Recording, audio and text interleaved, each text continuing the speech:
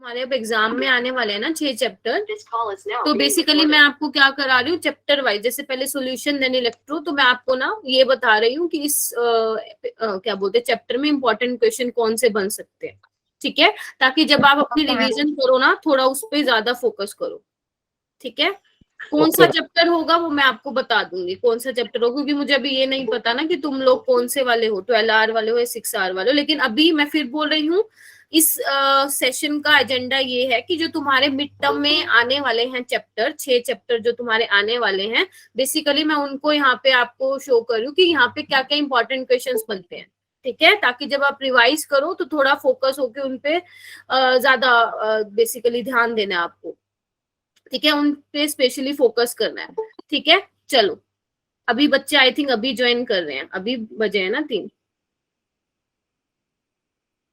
ठीक है। बाकी अगर तुम ये एक्सपेक्ट कर रहे हो कि पूरा चैप्टर तो मैं नहीं समझा पाऊंगी, ऑब्वियस ही बात है, पूरा चैप्टर है ना, पूरा चैप्टर अगर यहाँ करेंगे तो उसके लिए तो कुछ दिन चाहिए, तो अगर किसी को पूरा चैप्टर की रिकॉर्डिंग देखनी है तो वो अपलोडेड है, आप लोग कर लेना, ठीक है। लेकिन अभी सिर्फ हम मेन यही देखेंगे, तुम अपनी एनसीईआरटी की बुक ओपन कर लो और जैसे जैसे जो जो इम्पोर्टेंट है वो मार्क करते जाना, ठीक है। ओके चलो स्टार्ट कर रही हूँ मैं, ठीक है। चलो कितने 80 स्टूडेंट्स हो गए हैं, चलो ठीक है। स्क्रीन शो हो रही है, सबको विजिबल है? यस मैम, विजिबल है स्क्रीन। Yes ma'am. ठीक है चलो अब फोकस होके सुनना ध्यान से, क्या बोली जा रही हूँ मैं, ठीक है, जो बोल रही हूँ वो सुनना, चलो ठीक है। ओके तो सबसे पहले है चैप्टर नंबर 2 सॉल्यूशन, आपका 7 मार्क्स का आना है ये चैप्टर, है ना, 7 मार्क्स का है, 6 to 7 मार्क्स का। तो देखो वैसे तो ना जो भी, गुड आफ्टरनून एवरीवन, जो आपके फिजिकल के चैप्टर है बच्चे उसमें न्यूमेरिकल ही बनते हैं, अगर आप फिजिकल के चैप्टर उठा के देखोगे। अच्छा वॉइस वगैरह ऑडिबल हूँ क्या मैं? यस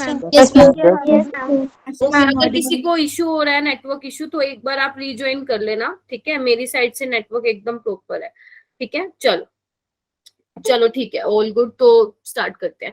हाँ तो मैं क्या कह रही थी, जो फिजिकल के आपके बेसिकली चैप्टर है ना बच्चे, उसमें बेसिकली आपके न्यूमेरिकल्स बनते हैं, ठीक है, लेकिन आपके बोर्ड के एग्जाम में कई बार कंसेप्चुअल क्वेश्चन भी पूछ ले जाते हैं, तो बोर्ड वालों का भरोसा नहीं है, अगर उनको पेपर डिफिकल्ट करना है तो वो न्यूमेरिकल ज्यादा दे सकते हैं, लेकिन केमिस्ट्री में फिक्स होता है कि 20% से ज्यादा न्यूमेरिकल नहीं आते हैं, ठीक है।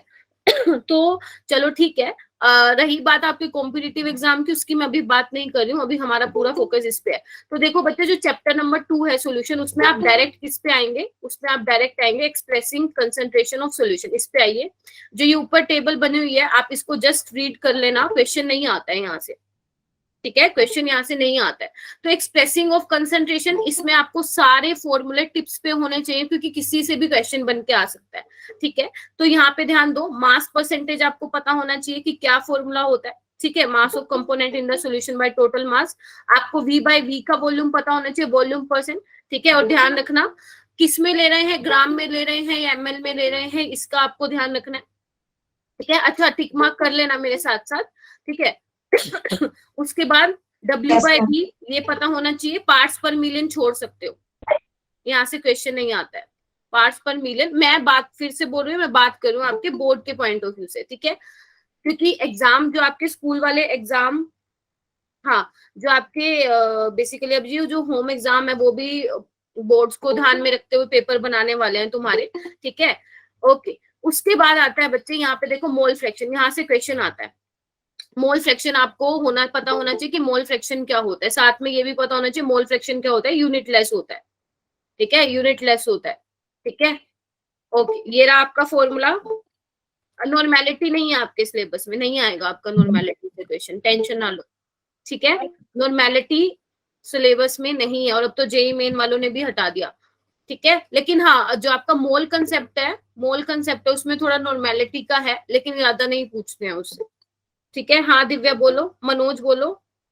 मैम मैं ये कह रहा हूँ मैम कि मैम ये इन सब के फॉर्मूले याद करने हैं और यूनिट भी याद करनी है।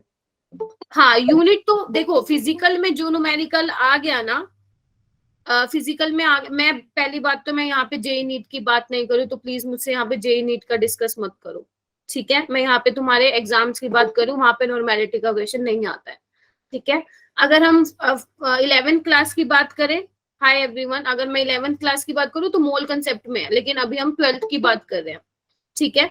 चलो, हाँ, आपको फॉर्मूला तो पता होना ही चाहिए। साथ ही साथ मनोज, जब आप कोई क्वेश्चन सोल्व करते हो तो आपको मैंने हमेशा बोला है कि फिजिकल के जब भी क्वेश्चन करो तो यूनिट 7 लिखनी है आपको, है ना। ओके यूनिट 7 मेंशन करिए। वो क्यों बोलती हूँ तुम्हें यूनिट मेंशन करने के लिए? क्योंकि आप गलत ना करो, आपको ये पता रहे कि आप क्वेश्चन सही सोल्व कर रहे हो या नहीं कर रहे हो।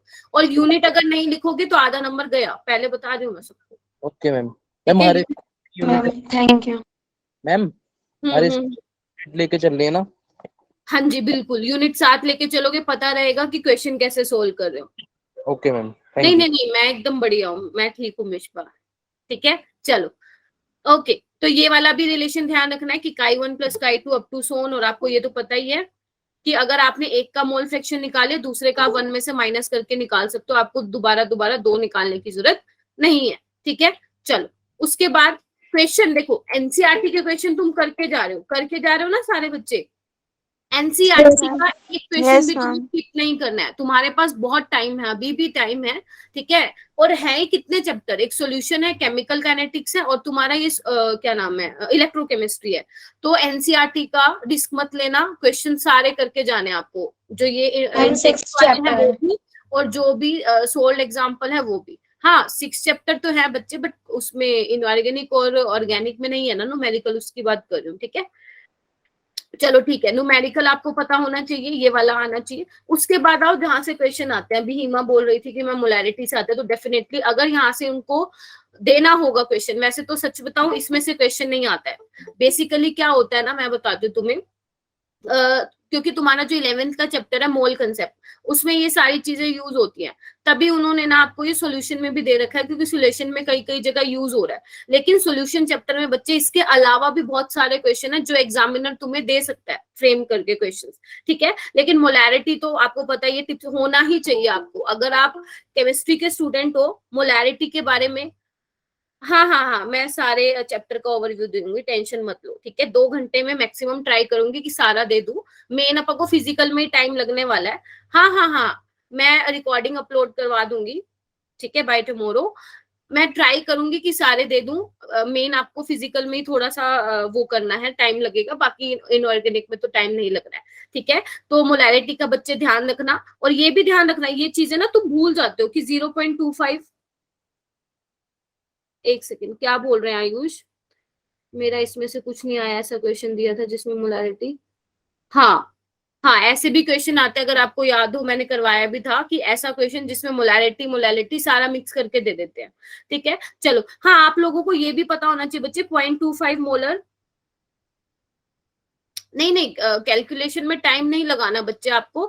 मैंने आपको कहा है कि अगर आप अप्रोक्स ले सकते हो तो आपको अप्रोक्स लेना है, वरना फर्स्ट जगह। अब एक बात बताओ, यहाँ पे 4.444 है, अब आप 4.444 लोगे तो कैसे काम चलेगा?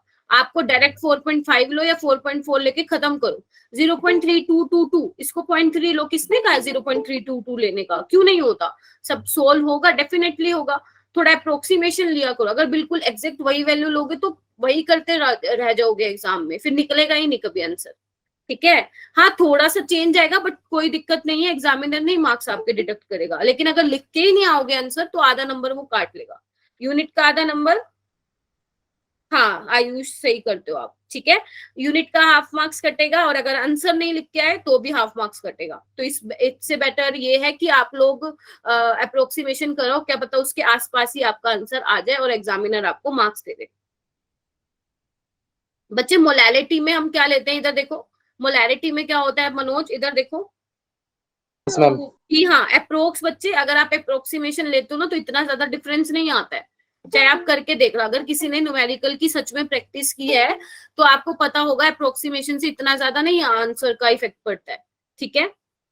हाँ, लेकिन अगर आपके चलो कॉम्पिटिटिव की अभी मैं बात नहीं कर रही हूँ। हाँ मनोज, इधर देखो। Yes ma'am. मोलैरिटी में क्या होता है, moles of solute divide by volume of solution in litre. ध्यान रखना, लीटर में लेते हो। अगर मिलीलीटर में तुम्हें दे रखा है न्यूमेरिकल तो पहले आपको उसको लीटर में चेंज करना है, ठीक है। अच्छा, ओके मैम। उसके बाद ये वाला न्यूमेरिकल अंडरस्टूड है कि तुम्हें सारे ही करने हैं, ठीक है, मैं आपको बार बार नहीं बताऊंगी। जबकि मोलैलिटी में क्या होता है मनोज, हम नीचे मास ऑफ सॉल्वेंट लेते हैं केजी में, तो यही डिफरेंस है। उसमें लेते हैं volume of solution in litre, इसमें लेते हैं mass of solvent in KG, ठीक है। मैम और डिफरेंस भी है क्या? हाँ, और भी डिफरेंस है, इनकी यूनिट में डिफरेंस है, टेम्परेचर का क्या इफेक्ट पड़ता है इसमें भी डिफरेंस है। ठीक है। Okay ma'am. आप उसमें देख सकते हो, जो मैंने आपको नोट्स वगैरह बनवा रखे हैं ना, इवन मैंने आई थिंक एग्जाम डोज में भी लिखा हुआ है। मैं आपको ना केमिकल काइनेटिक्स का और इलेक्ट्रो का भी एग्जाम डोज बना के दे दूंगी, बट अभी मुझे 1-2 दिन टाइम दे दो, मैं बना के दे दूंगी, अपलोड कर दूंगी। ठीक है। वो भी डिस्क्रिप्शन में ही है। हाँ जी, हाँ जी सना बोलो। मैम ये वाले जो आपने अपलोड किया है वो भी डिस्क्रिप्शन में है। हाँ हाँ हाँ हाँ, सॉल्यूशन भी उसमें ही है, ग्रुप डिस्क्रिप्शन मिल जाएगा आपको, जितने मैंने चैप्टर करवा दिए वो सारे मिल जाएंगे आपको। ठीक है, चलो आगे। चलो ट्राई करना, चैट पे मत मतलब लिखना, क्योंकि अगर वैसे कुछ लिखना है तो लिख सकते हो, बट अगर किसी को मुझसे कुछ पूछना है तो अनम्यूट करके पूछ लेना, क्योंकि स्टूडेंट्स ज्यादा है ना, तो फिर मैं शायद मिस आउट कर दूं। ठीक है। चलो, उसके बाद आपको ये भी पता होना चाहिए 1 मोलल क्या होता है ना, ये अगर आपको गलती नहीं करनी है। फिर से न्यूमेरिकल आगे देखो, यहाँ से आते हैं क्वेश्चन। अगर आप प्रीवियस ईयर को उठा के देखोगे, इनमें से आपको क्वेश्चन मिलेगा, डेफिनेटली मिलेगा। ये देखो, यहाँ पे देखो, ये कितना इंपॉर्टेंट क्वेश्चन है, इस पे इंपॉर्टेंट मार्क करो। क्यों? क्योंकि इसमें सारी चीजें पूछ ली, मोलैलिटी, मोलैरिटी, मोल फ्रैक्शन। तो अगर आप इस क्वेश्चन की प्रैक्टिस करते हो तो आपके बाकी सारे कंसेप्ट भी क्या हो जाएंगे बच्चा, क्लियर हो जाएंगे। ठीक है। उसके बाद आओ सोल्युबिलिटी पे।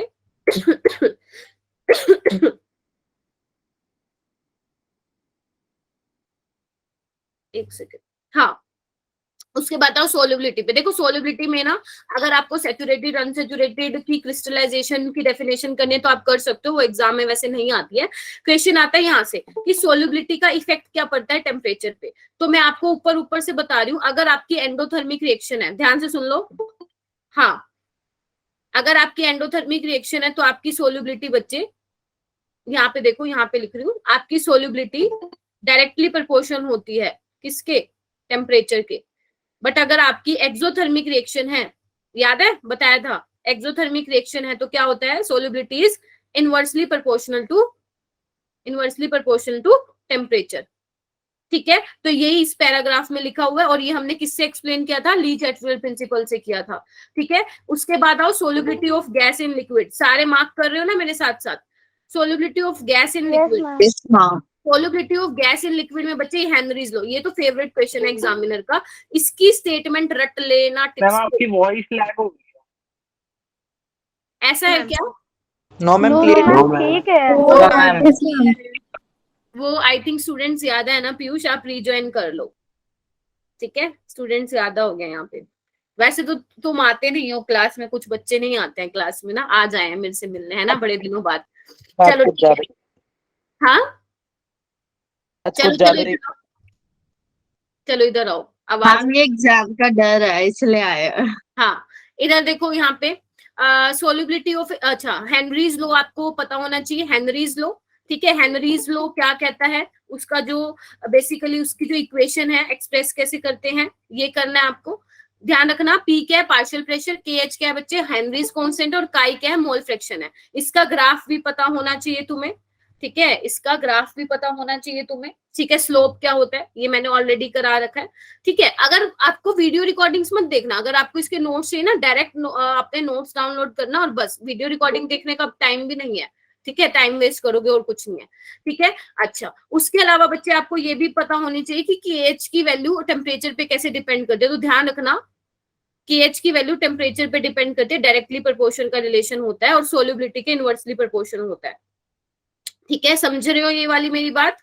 क्योंकि इधर देखो KH क्या होगा, partial pressure by mole fraction, और ये मोल फ्रैक्शन को हम सोल्युबिलिटी की टर्म्स में, वही तो है ये, सोल्युबिलिटी को मोल फ्रैक्शन की टर्म्स में लिखते हैं। तो अगर KH ज्यादा है तो सोल्युबिलिटी क्या होगी, कम होगी।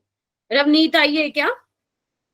Yes ma'am. अच्छा ठीक है, ओके। सनाया, परम? Yes ma'am. अच्छा, ये देखो दोनों की आवाज सेम है, बिल्कुल सेम है, मैं पहचान ही नहीं पाई कि रवनीत ने बोला या सनाया ने बोला। ठीक है, धर्मेंद्र आया हुआ है? Yes ma'am.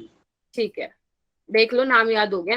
तो एक बार क्या करना है, इस टेबल को जब आप ध्यान से देखोगे ना, आप लगा लोगे, पता लगा लोगे जो मैंने ये रिलेशन बताया। ठीक है, जैसे जैसे टेम्परेचर बढ़ेगा KH की वैल्यू बढ़ेगी, और जैसे जैसे KH की वैल्यू बढ़ेगी सोल्युबिलिटी भी कम होगी, और इसके बेसिस पे ये एक एप्लीकेशन थी, तो दे सकता है ये। बिल्कुल आ सकता है क्वेश्चन, इंपॉर्टेंट है कि जो आपके एक्वेटिक स्पीसीज है वो ज्यादा कंफर्टेबल क्यों होते हैं कोल्ड वाटर में, हेनरीज लॉ के एप्लीकेशन पे आप इसको एक्सप्लेन करेंगे। और मुझे सच में लग रहा है इस बार कि ये वाला क्वेश्चन आएगा तुम्हारे पेपर में, या तो तुम्हारे बोर्ड वाले देंगे, नहीं तो स्कूल वाले का देखो, मुझे पता नहीं दिमाग में क्या क्वेश्चन चल रहा है। अच्छा ये देखो, आयुष कह रहे मेरे में आया था, तो ये बहुत इंपॉर्टेंट क्वेश्चन है। ये आई थिंक तुम्हारे टेस्ट में भी था, 2 बार तुम्हारे टेस्ट में था, असाइनमेंट में भी था, तो इस क्वेश्चन को अच्छे से कर लेना, पहले बता रही हूँ मैं, ठीक है। उसके बाद है बच्चे applications of Henry's law, applications of Henry's law, इसको भी करना है। कितनी कर लोगे? इसमें से इंपॉर्टेंट देखो कौन सी है, ये वाली है, ये वाली, ठीक है। बैंड्स को अवॉइड करने के लिए, और जो आपकी नाइट्रोजन अगर हमारी ज्यादा कंसंट्रेशन हो जाती है ब्लड में, तो उसके टॉक्सिक इफेक्ट को कम करने के लिए बच्चे क्या लेके जाते हैं हम? हीलियम लेके जाते हैं। तो ये आया हुआ है क्वेश्चन, और आई थिंक तुम्हारे सैंपल पेपर में भी है क्वेश्चन, ठीक है। देखा है क्या किसी ने? बताओ। Yes ma'am. Yes, मान लो ma'am. सपोज ये आ जाता है कि state Henry law and its application, तो आप कुछ नहीं करना, हेनरीज लॉ की स्टेटमेंट लिखनी है प्लस उसकी 2-3 एप्लीकेशन लिख देना, खत्म। देख लेना कितने मार्क्स का है, वैसे 3 मार्क्स का आता है अगर ऐसा क्वेश्चन आना होता है तो। और हाँ, फालतू का ज्ञान मत लिख के आना, जितना पूछा गया उतना ही लिखना। केमिस्ट्री में पेज नहीं भरने होते, मेरी बात ध्यान से सुन लो, जो पूछा है आपको पॉइंट टू पॉइंट लिख के आना है। अगर आपने कीवर्ड लिखा हुआ है अपने आंसर में तो definitely you will get full marks, ठीक है। ज्ञान लिखा हुआ है लेकिन मेन बात नहीं लिखी हुई, फिर तो ज्ञान के भी नंबर नहीं मिलने वाले तुम्हें, ठीक है। चलो आगे देखो, ये वही है इफेक्ट ऑफ टेम्परेचर। देखो dissolution is an exothermic process, तो सॉल्युबिलिटी डिक्रीज होगी इंक्रीज ऑफ टेम्परेचर, जो भी मैंने ऊपर लिखवाया, ठीक है। अच्छा, मुझे इस बार पर्सनली ये लग रहा है कि हेनरीज लॉ से इस बार क्वेश्चन आएगा, और आएगा भी एनसीईआरटी में से, ठीक है। तो हेनरीज लॉ को आपको छोड़ के नहीं जाना, ठीक है। उसके बाद आ जाओ अपना राउल्ट लॉ पे। यहाँ से तो क्वेश्चन फिक्स है, राउल्ट लॉ नहीं दिया तो इसका मतलब कुछ नहीं दिया, राउल्ट लॉ नहीं दिया इसका मतलब कुछ नहीं दिया, तो राउल्ट लॉ से आते हैं क्वेश्चंस, ठीक है। अच्छा ठीक है, राउल्ट लॉ में क्या होता है बच्चे, इसकी स्टेटमेंट पता होनी चाहिए। मानसी आप ना ये देखना कि वो क्वेश्चन कितने नंबर का है, वो क्वेश्चन कितने नंबर का है उसके अकॉर्डिंग, अगर मान लो 3 नंबर का है तो उसमें पैराग्राफ लिख लेना, ठीक है। पॉइंट बना के रहने देना। Okay ma'am. पॉइंट बना के बेसिकली मैं तो इसलिए लिखवाती हूँ तुम्हें, ताकि जब तुम रिवीजन करो ना तुम्हें याद रहे चीजें, लेकिन एग्जाम में पॉइंट बना के रहने देना, ठीक है। एक बार देख लेना कितने नंबर का क्वेश्चन है, ठीक है। Okay ma'am. ठीक है चलो, उसके बाद बच्चे ये स्टेटमेंट राउल्ट लॉ की क्या कहती है, एक बार मैं पढ़ के बता दूं। For a solution of volatile liquid, the partial vapor pressure of each component of is directly proportional to mole fraction present in solution। याद है मैंने कहा था जो जितना ज्यादा होगा उतना ज्यादा उड़ेगा, याद आ रहा है? पॉइंट याद आ रहा है? जो जितना ज्यादा होगा Yes, उतना ज्यादा ma'am. उड़ेगा, तो वही है ये कि partial pressure is directly proportional to mole fraction of that component in the solution.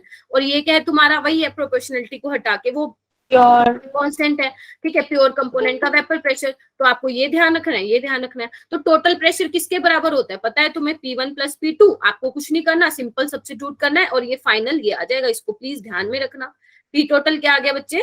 P1 note P2 note minus, देखो फॉर्मूले तो रट लोगे, वो मैं हमेशा बोलती हूँ, तुम फॉर्मूले रट लोगे, इतना मुझे तुम्हारे ऊपर ट्रस्ट है। लेकिन आपको पहले ये देखना है बच्चे कि क्या बोलते हैं, जो क्वेश्चन पूछा गया है तुम्हारे एग्जाम में उसमें दे क्या रखा है, कहीं पता चले दे रखा हो सिंपल पार्शियल प्रेशर और तुम पुट करे प्योर कंपोनेंट का, तो एक बार देख लेना लिखा क्या हुआ है। जनरली आपको प्योर कंपोनेंट का ऑलरेडी पेपर में दे रखा होता है, ठीक है। अच्छा ठीक है, उसके बाद ये रहा तुम्हारा ग्राफ, किसका है ये? राउल्ट लॉ का ग्राफ है ना। और मैंने कहा था जो आपके आइडियल सोल्यूशन होते हैं वो राउल्ट लॉ को फॉलो करते हैं, तो ये आइडियल सोल्यूशन का भी सेम ग्राफ होगा, ठीक है जी, बोलो।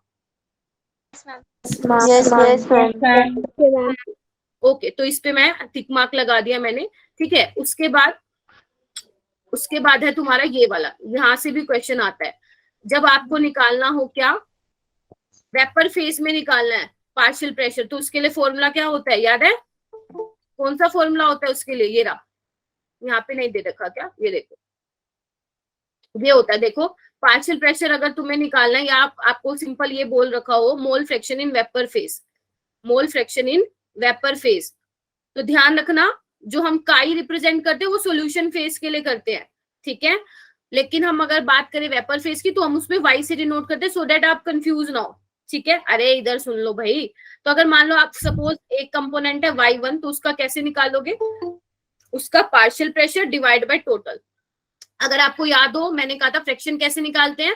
सपोज आपका 100 मार्क्स का पेपर है, उसमें 70 आए, ऐसे निकालते हो, बोलो। तो सेम इसको भी वैसे करना है। तो ये इंपॉर्टेंट है, इसको प्लीज ध्यान रखना, यहाँ से क्वेश्चन आता है। ठीक है, कितने क्वेश्चन आए थे भाई तुम्हारे सॉल्यूशन में से ये आयुष? ठीक है, अच्छा, अगर आपको प्रैक्टिस ही करनी है, जो मैंने बताया है वो ये वाला क्वेश्चन है, बहुत बढ़िया क्वेश्चन है, इसको आप प्रैक्टिस कर सकते हो। 2.5 है आपका एनसीईआरटी का, इंपॉर्टेंट मार्क कर लो। इसमें सारा बता दिया आपको, वेपर फेज में भी कैसे निकलेगा, टोटल प्रेशर, मतलब बेसिकली पूरा राउंड लो इस क्वेश्चन में ही आ गया। ठीक है, अरे बस करो। ओके, ये रहने देना, ये मत करना। राउंड law as a special case of Henry's law आता है, बहुत कम चांसेस होते हैं इसके, 1-2 नंबर में आता है तो आता है, वरना नहीं आता। ठीक है, पढ़ने की जरूरत नहीं, टाइम लगे तो रीड कर लेना, otherwise you can leave it. ठीक है, उसके बाद आओ बच्चे, उसके बाद आओ यहाँ पे आओ, आइडियल सोल्यूशन पे आओ डायरेक्ट। आइडियल सोल्यूशन में बच्चे आपको ये पता होना चाहिए कि क्या क्या होता है जो ओबे करता है राउंड लो को। हाँ, ये हेनरीज लॉ का स्पेशल केस कई बार, मतलब बहुत कम चांसेस होते हैं बोर्ड में आने का, बट अगर तुम्हारे स्कूल वालों ने किसी यूटी वगैरह में दिया तो हो सकता है वो डाल भी दे। ठीक है, अच्छा, है ही क्या उसमें, कुछ भी नहीं है, बस मेंशन करके आना है। ठीक है, चलो इधर सुनो ध्यान से। अब आइडियल सॉल्यूशन की आपको सारी कंडीशन पता होनी चाहिए कि डेल्टा एच मिक्सिंग और डेल्टा वी मिक्सिंग 0 होता है। ध्यान, याद है मैंने बताया था, एग्जांपल देके बताया था कि चेंज इन एंथैल्पी और चेंज इन वॉल्यूम क्या होता है, 0 होता है। और जो ए की इंटरेक्शन होती है और जो बी की इंटरेक्शन होती है वो सेम होती है, किसके बच्चे, जो तुम्हारा ए बी बना है उसका। ठीक है, ए क्या है तुम्हारा, सोल्यूट की इंटरेक्शन बोल दो, बी क्या है बच्चे, सॉल्वेंट की बोल दो। ठीक है, और ए बी क्या है, सोल्यूट सॉल्वेंट की। तो आइडियल सोल्यूशन में ये क्या रहता है, सेम रहता है। यहाँ पे आओ, ये रहा example, solution of n-hexane, n-heptane, bromoethane, chloroethane, benzene, toluene fall into this category. Clear है बच्चा, बोलो। उसके बाद Yes, ma'am. में आपको 2 चीजें ध्यान रखिए, पॉजिटिव डेविएशन और नेगेटिव डेविएशन। ठीक है, पॉजिटिव डेविएशन का मतलब क्या है, इधर देखो जल्दी से, मैं थोड़ा सा रफली बता देती हूँ। पॉजिटिव डेविएशन का मतलब क्या है, टोटल जो वेपर प्रेशर है वो तुम्हारा ज्यादा होता है, यानी कि ए बी का जो वेपर प्रेशर है वो ज्यादा होता है ए से एंड बी से। इसका मतलब क्या हुआ कि जो सोल्यूट और सॉल्वेंट की इंटरेक्शन है वो क्या है, कम है। अगर कम है तो जल्दी उड़ेगा, और जल्दी उड़ेगा तो वेपर प्रेशर ज्यादा होगा, और वो पॉजिटिव डेविएशन होगा। नेगेटिव डेविएशन में क्या होता है बच्चे, नेगेटिव डेविएशन में क्या होता है, वेपर प्रेशर कम होता है सोल्यूट सॉल्वेंट का। ठीक है, क्यों, इसका मतलब क्या हुआ कि जो इंटरेक्शन है सोल्यूट और सॉल्वेंट के बीच में वो ज्यादा है, आपको ज्यादा एनर्जी देनी पड़ेगी उसको वेपर फॉर्म में कन्वर्ट करने के लिए, तो वेपर प्रेशर हो जाएगा कम।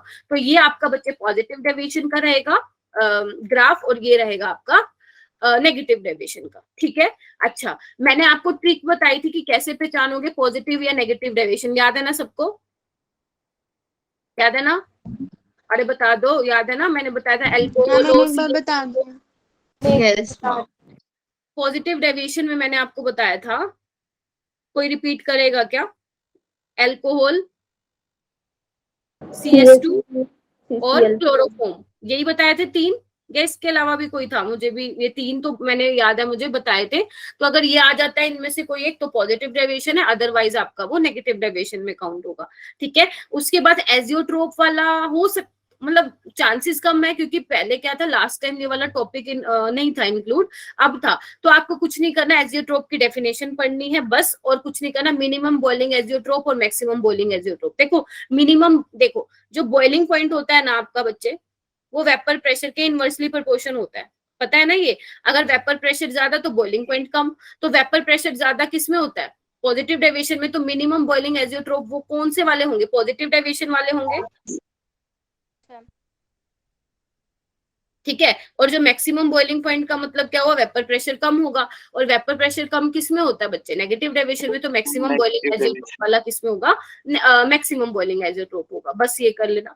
उसके बाद आ जाओ कोलिगेटिव प्रॉपर्टी।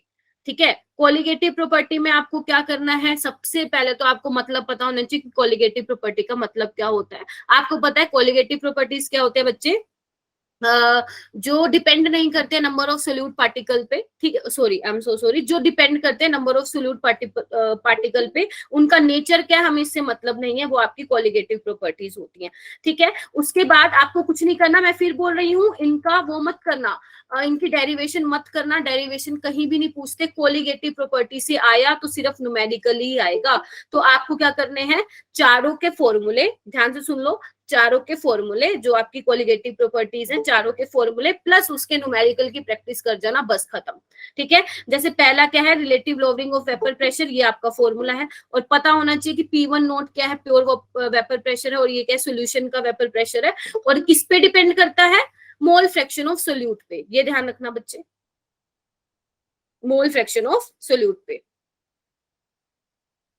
ठीक है। आगे आओ, ठीक है, ये रहा आपका फॉर्मूला, और x2 को आप ये भी लिख सकते हो W2/m2। हाँ, एक ग्राफ तो करने ही है बच्चे, ग्राफ तो करने ही है, ठीक है।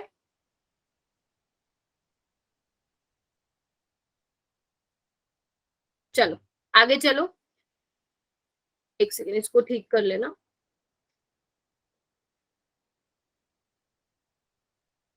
ठीक है, ओके।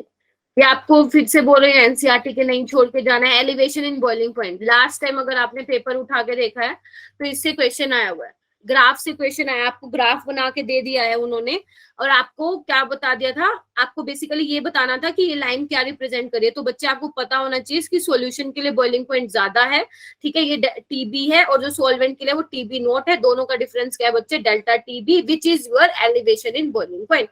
एजियोट्रोप को बच्चे सिर्फ एक बार रीड कर लेना, इतना ज्यादा इंपॉर्टेंट नहीं है, ठीक है। तो डेल्टा टीबी क्या होता है, टीबी माइनस टीबी नोट, तो डेल्टा टीबी क्या है, directly proportional to molality, KB your elevation boiling, क्या है बोलते हैं इसको, एब्यूलोस्कोपिक कांस्टेंट, या you can say molar elevation constant, ठीक है। इसका फॉर्मूला पता होना चाहिए, क्या होता है, delta TB is equal to KB, अगर आपको याद हो तो मैंने करवाया था क्लास में, केबी इंटू W2/m2 1/W1, ठीक है। आप लोगों ने अगर 1000 से लर्न किया हुआ है तो ठीक है, लेकिन ध्यान रखना यहाँ पे मास ऑफ सॉल्वेंट केजी में आएगा, तो अगर जब आप उसको चेंज करोगे,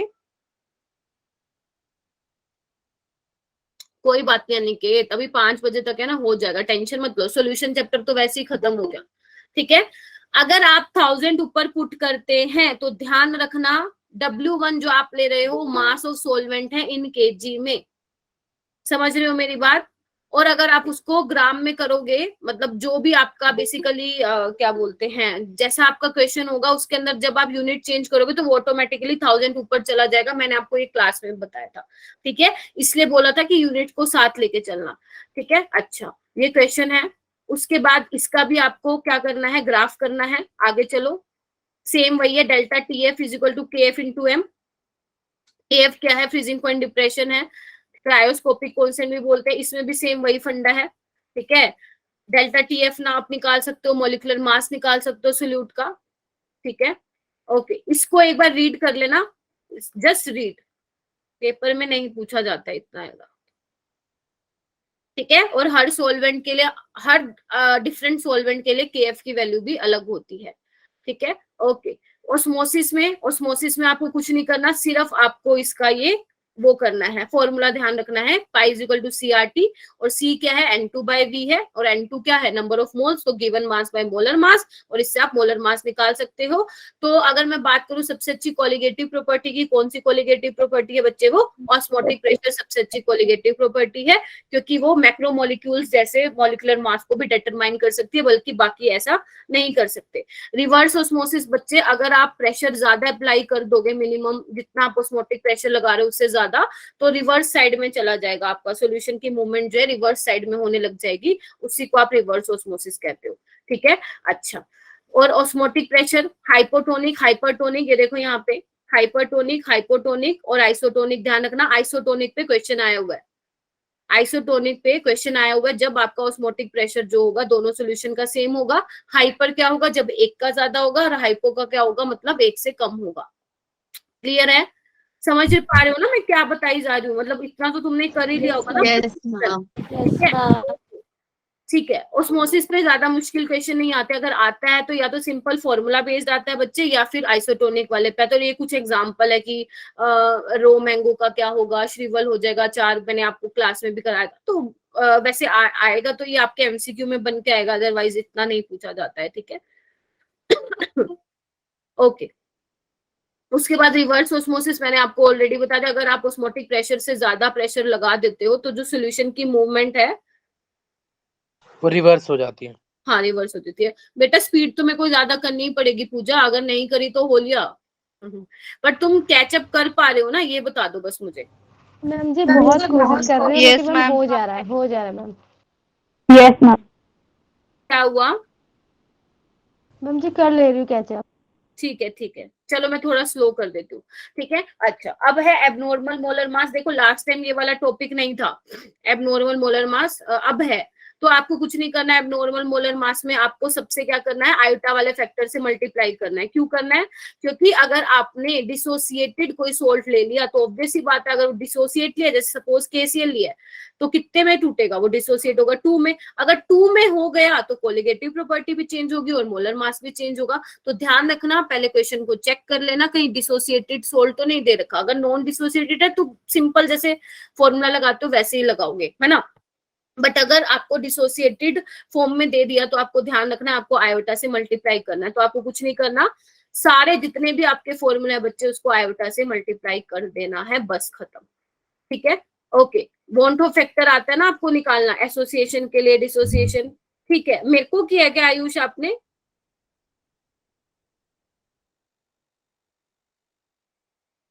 ठीक है ओके, मैं कर दूंगी ग्रुप में सेंड।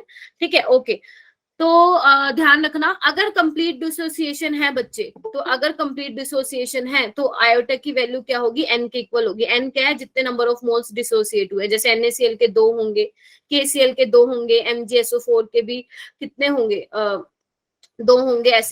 ऐसी K2CF4 के कितने होंगे बच्चे, 3 होंगे। ठीक है, अगर आपको बोल दिया जाए कंप्लीट डिसोसिएशन करवाया गया है तो आयोटा की वैल्यू जो है n के इक्वल होगी।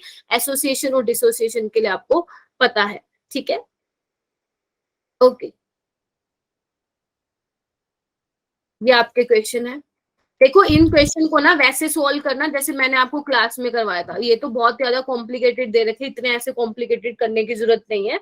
जैसे मैंने आपको क्लास में करवाया था ना, एक बार आप वो वीडियो मत देखना, आप वो नोट्स डाउनलोड कर लेना, उसमें जो मैंने आपको फॉर्मूले बताए थे ना एसोसिएशन और डिसोसिएशन के लिए, ठीक है, वो आप ध्यान रखना। ठीक है, उसी से ही सारे क्वेश्चन निकल जाएंगे। ठीक है जी, बोलो।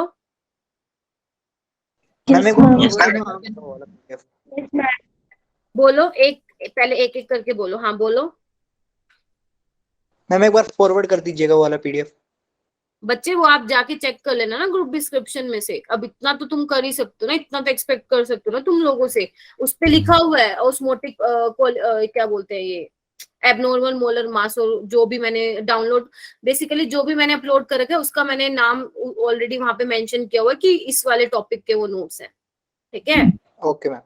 अच्छा, एक्सरसाइज की इंपॉर्टेंट क्वेश्चन बताना है क्या? Yes ma'am. Yes ma'am. Ma'am बता दीजिए। चलो ठीक है, न्यूमेरिकल ये 2.4। Yes ma'am. और न्यूमेरिकल तो देखो मैं ये इम्पोर्टेंट नहीं है। न्यूमेरिकल तो आपको बच्चे सारे करने हैं। ठीक है, न्यूमेरिकल तो आपको सारे करने हैं। ठीक है, उसके अलावा है हेनरीज लॉ, इम्पोर्टेंट एप्लीकेशन। ठीक है, उसके बाद ये हेनरीज लॉ का क्वेश्चन है। ठीक है, और उसके बाद ये सारे क्या हैं आपके, उससे हैं कॉलिगेटिव प्रॉपर्टी से हैं। तो बच्चे वो कोई भी क्वेश्चन दे सकते हैं, ये इंपॉर्टेंट है। 2.17 से लेकर बच्चे 2.20 तक आपको करने हैं। ठीक है, उसके बाद है, अरे ये तो बहुत सारे बेटा, वैसे तुम लोगों को कर लेने चाहिए थे, अब तक नहीं किए क्या किसी ने भी अभी तक रिवाइज? मैम कर लिए। कर लिए। देखो अगर मैं एनसीईआरटी में से आपको कुछ कुछ लगवा दूंगी और उसके अलावा आ जाएगा, फिर आपको अगर मैम ये आपने नहीं बताया था, तो बच्चे एनसीईआरटी में से तो ना कुछ भी आ सकता है। अगर ये एक्सरसाइज की क्वेश्चन की बात करूं तो एग्जामिनर आपको कुछ भी दे सकता है। इवन जब आप सॉल्व करने लगोगे ना, आपको खुद ही पता लग जाएगा। जिनकी कैलकुलेशन इजी है ना, तो वो तो डेफिनेटली आ सकते हैं, बट जो बहुत ज्यादा कॉम्प्लिकेटेड है, जो बहुत ज्यादा लेंथी है, जो बहुत ज्यादा लेंथी है क्वेश्चन वो एग्जामिनर अवॉइड करेगा देना, ठीक है, लेकिन आपको करके जाना है, ठीक है। आपको अब तक तो कर लेने चाहिए थे, अब टाइम नहीं है, ठीक है। मैम कर लिया है। चलो हो गए मैम। चलो बहुत बढ़िया बात है। उसके बाद हो गई अपने इलेक्ट्रोकेमिस्ट्री पे। इलेक्ट्रोकेमिस्ट्री में डायरेक्ट हम आते हैं अपना इलेक्ट्रोकेमिकल सेल पे। इलेक्ट्रोकेमिकल सेल की वर्किंग पता होना चाहिए, ठीक है। सारे क्वेश्चन जो मैंने इसमें बताए थे, सोल्ट ब्रिज का फंक्शन, करंट की मूवमेंट, इलेक्ट्रॉन की मूवमेंट, ठीक है, ये सब कुछ आपको बच्चे पता होना चाहिए। सेल इक्वेशन लिखने आनी चाहिए। और ये भी क्वेश्चन आया हुआ है कि जब आप एक्सटर्नल वोल्टेज अप्लाई कर देते हो तो उससे क्या होता है, ठीक है। ये याद हो तो, अगर मैंने बताया था तो आपको ये करना है। ये लास्ट टाइम एमसीक्यू बन के आया था तुम्हारे बोर्ड के एग्जाम में, तो अभी भी आ सकता है, ठीक है। उसके बाद गैल्वेनिक सेल में reduction, half reaction, oxidation, half reaction, ये सब कुछ तुम्हें लिखा आना चाहिए, मतलब लिखने आना चाहिए, ठीक है। उसके बाद आओ, इसमें तो न्यूमेरिकल आएगा, इसमें तो आता ही नहीं है कंसेप्चुअल क्वेश्चन। उसके बाद ये वाला फॉर्मूला बच्चे, E cell is equal to E right minus E left. तो ई सेल क्या है, ई राइट मतलब E cathode minus E anode.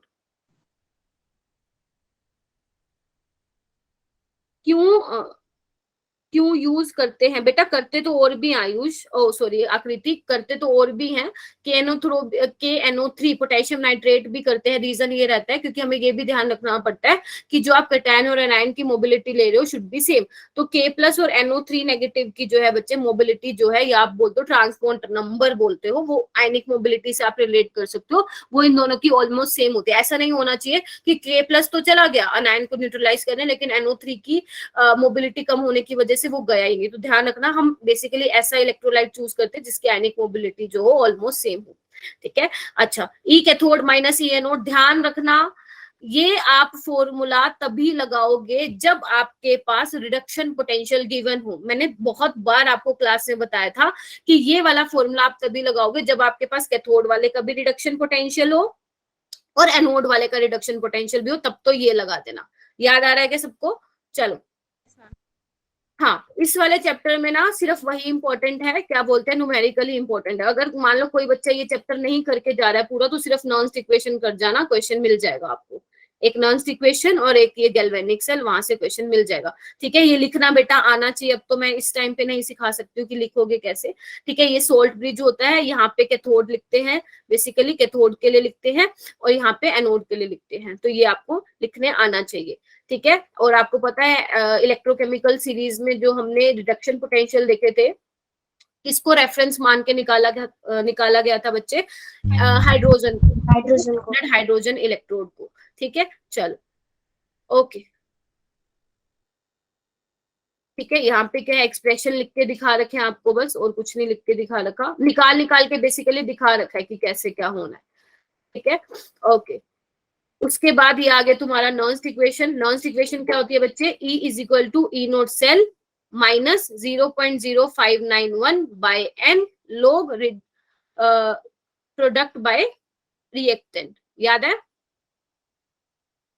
Yes ma'am. Reactant. अगर आप माइनस लिख रहे हो तो ध्यान रखना प्रोडक्ट बाय रिएक्टेंट लिखना, लेकिन अगर कुछ बच्चे प्लस लिखते हैं तो ध्यान रखना आपको इसको भी चेंज करना पड़ेगा फिर। तो इट्स बेटर कि आप यही वाला लर्न करो। और एन आपको पता ही है कैसे, एन क्या है, कितने नंबर ऑफ इलेक्ट्रॉन का चेंज हुआ है रिएक्शन में। और अगर आपका 25 डिग्री सेल्सियस है तो मैंने क्या किया, जो आप लिखते हो ना 2.303 RT बाय दिस, तो मैंने उसको क्या किया, चेंज करके डायरेक्ट लिख दिया 0.0591 बाय n, ठीक है। तो आपको ये याद रखना। मैम कई जगह 0.06 लिखा रहता है, वो बच्चे अप्रोक्स करके लिखा हुआ है, आप लिख सकते हो 0.06 भी लिख सकते हो, कोई दिक्कत नहीं है, ज्यादा चेंज नहीं आएगा, ठीक है। अच्छा, अगर आप ये ध्यान रखना बच्चे, अगर आप मान लो आपको दो इक्वेशन दे रखी है, हाँ, log की वैल्यू दे रखी होती है बेटा, नहीं तो जो मैंने एक बताया था ना log 2, log 3, log 5 की, ये वाली तो याद ही रखना, वैसे दे रखी होती है, ठीक है। देखो, मान लो आपको दो रिएक्शन दे रखी है, आपको तीसरी वाली निकालनी है, तो ध्यान रखना अगर आप रिएक्शन को मल्टीप्लाई करते हैं किसी नंबर से, तो ई नोट सेल को मल्टीप्लाई मत करना, क्योंकि ई नोट सेल क्या है बेसिकली बच्चे, इंटेंसिव प्रॉपर्टी, याद है मैंने बताया था, उसको आप मल्टीप्लाई नहीं करोगे। इन छोटी छोटी चीजों को आपको ध्यान रखना है, ठीक है जी, okay. Temperature should be in, last में आपने क्या बोला, एक बार रिपीट करना। मैंने ये बोला है कि जो आपका ई नोट सेल होता है वो इंटेंसिव प्रॉपर्टी, अगर आप कोई एक इक्वेशन लिख रहे हो, सपोज आपका ये है Zn2 प्लस, एक सेकेंड रुको,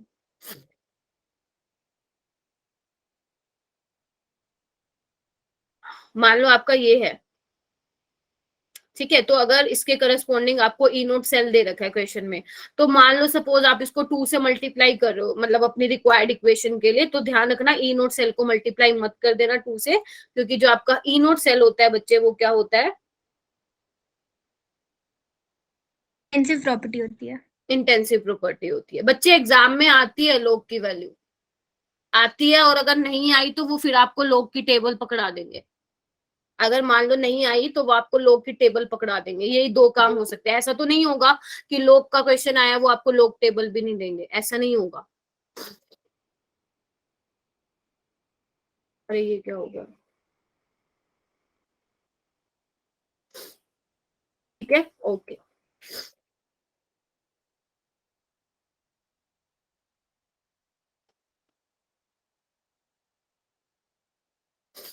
तुम लोग मुझे लगता है एक्स्ट्रा ज्यादा बातें कर रहे हो, यहाँ पे क्या किया हुआ है, नॉन इक्वेशन को डिराइव कर रखा है और कुछ भी नहीं है, ठीक है, इन पे फालतू पे फोकस मत करना, मेन अपने आपको क्वेश्चन की प्रैक्टिस करनी है और कुछ नहीं करना, ठीक है। चलो, इक्विलिब्रियम कांस्टेंट बच्चे, ये वाला आपको फॉर्मूला पता होना चाहिए, ठीक है, याद होगा ना सबको, इक्विलिब्रियम पे ई सेल की वैल्यू आप 0 पुट करते हो, याद है ना, ठीक है, तो इस चीज को Yes, ma'am. चलो आगे चलो, ठीक है, ये क्या हो गया, पेन को चल क्यों नहीं रहा।